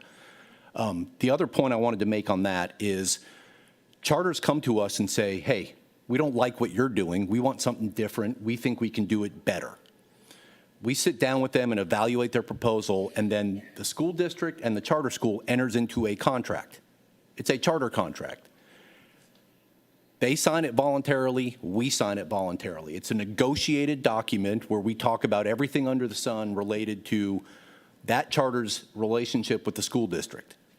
What's happened is we have signed charter contracts, and then some charters say, well, gosh, we got that wrong, or we thought of something we didn't think of before. So instead of coming to a phone call or a discussion or, hey, we need to do this, we get sued. All right? I mean, that's one way of doing business. It's not a way to win friends and influence people. If you've got a particular, and we're doing what we're supposed to do under the contract, right? These requests for help us with our facilities were not in the charter contracts, right? So now it's hey, we want East Blost money because the charter contract we negotiated and promised to adhere to doesn't cover the other things we need and are thinking of now. And instead of having that discussion, we get sued. So I don't like that process either. It is what it is. At the end of the day, my job as a board member, protect public money, make sure we do what we're supposed to do as a district based on the charter contract commitments we made. And that's what I will continue to do. Let's vote. Okay, all right. We're voting on the amendment. All in favor of the amendment? All opposed to the amendment?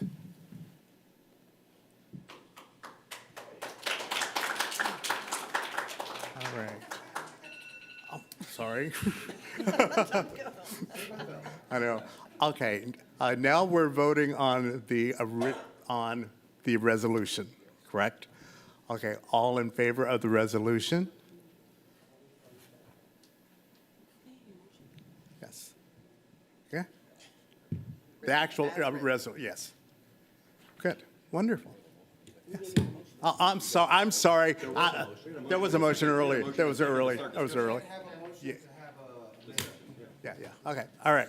Okay, we're not done? No, long-range facility plan. Let's keep going. Assignment of fund balance. Okay. We're shooting for 7. Okay, item 9.7. Now y'all gonna leave? Yeah, no. Y'all gonna leave us here? Y'all just gonna leave us here?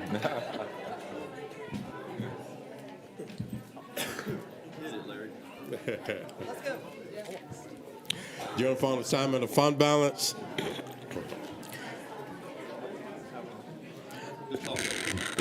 I believe we've talked about this enough. The proposed assignment of $60 million will reduce the general fund's unassigned ending fund balance, but maintain reserves above the 15% required by board policy. The funds will be reallocated to the Capital Projects Fund for designated projects. Staff now recommends that the school board approve the resolution to assign $60 million from the general fund balance to support long-range facilities plan. Thus be it resolved upon the recommendation of the superintendent that the board approve the assignment of general fund balance in the amount of $60 million for long-range facility plan projects. Yes, I'm doing this, but I'm ready to go home. go ahead. Thank you. Oh, was that? Yeah, that was the motion. That was a motion, okay. And that was a second? Was that a second, Ms. Grabowski? Okay. Any discussion? No, we're not done yet. I ain't done either. Okay, that's right, I'm sorry. Okay, hang, all in favor? All right. Okay. Okay. Do we have any other requests up here before the board? Yeah, we do. We have one person that signed up to appear, that's, we're done. Miss Isabella Frazier?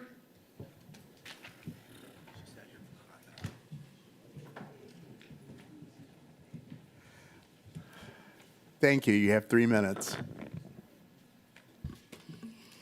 Good afternoon, Superintendent Dr. Watts and other esteemed board members. Thank you so much for giving me the time to speak this evening. My name is Isabella Frazier, and I'm here as a gifted, dual-enrolled, graduating high school senior. But my achievements were not earned without struggle. I was born into this world at a whopping 3 pounds, 3 months ahead of schedule, along with a long list of negative medical conditions that I've thankfully overcome. I wouldn't be standing here today if it weren't for my village that's been supporting me since day one. A combination between family, friends, mentors, teachers, and so many more. And it would be an honor to see them in the crowd as I walk across the stage. Currently, Savannah-Chatham County students only have 15 graduation tickets, an amount that only represents a fraction of the villages that have raised us. This leads to difficult choices, such as whether to invite your teacher, who first taught you how to persevere, or your mentor, who taught you the positive impact you can have on your community. A choice between your aunt on your mom's side or your aunt on your dad's side, both of which have never ceased to cheer you on. Or maybe it's a choice between the friend who taught you to reach for the stars, or the advisor who taught you how to dream. I, and countless other graduating students and future graduating students, did not make it to where we are today through willpower and academic strength alone. It is with the love and the support of the massive villages behind each of us. Therefore, I believe it is important not only for students, but for the Savannah-Chatham community as a whole to be able to come out and celebrate graduating classes on their momentous achievement. Thus, I propose that the ticket amount be increased from 15 to 30 to better allow for each and every student to be properly celebrated, supported, and loved as they move on to this next chapter in their lives. Thank you so much, and happy holidays. Thank you very much. Wow. What school? Oh, by the way, what school? Savannah-Chatham E-Learning Academy. Okay. Okay. We have David. Request, can I get 3 minutes? Yes. Here we go. No, you get one. Yes. So, if you are still here, we're trying to make this the longest meeting that Michael will ever attend, as it is his last meeting. So this is a filibuster. No kidding. Wanted to say congratulations on behalf of all the board for your years of service. Your point of view, we have not always agreed. That's one of your favorite things to say, and I will always keep that. But I know that you have always been dedicated to our students, and that you will continue to be dedicated to each and every student in this district. Just chatting during all of our E-SPLOST discussion, Michael voted for E3, voted for E4, and just voted for E5, and we're all going to be happy when E5 passes, but to think about the legacy and the footprint that you have changed on this county that will serve students for years to come and probably years after you have left. So understand that you are leaving behind a legacy on Savannah-Chatham County Public Schools with the work you have done here today. If we didn't eat enough at lunch, we got to stick around and eat a cake because nobody gets to go home until it's all gone. But I would like to lead us in a round of applause for Michael Johnson.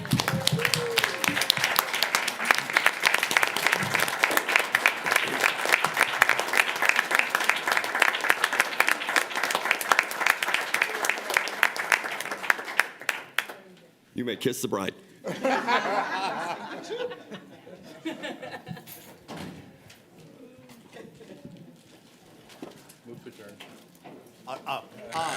Move to adjourn and eat cake. Okay. Second. All in favor? All in favor? Yes. Thank you, staff, for staying with us. Yes. Thank you all for being here. Thank you. That was exciting.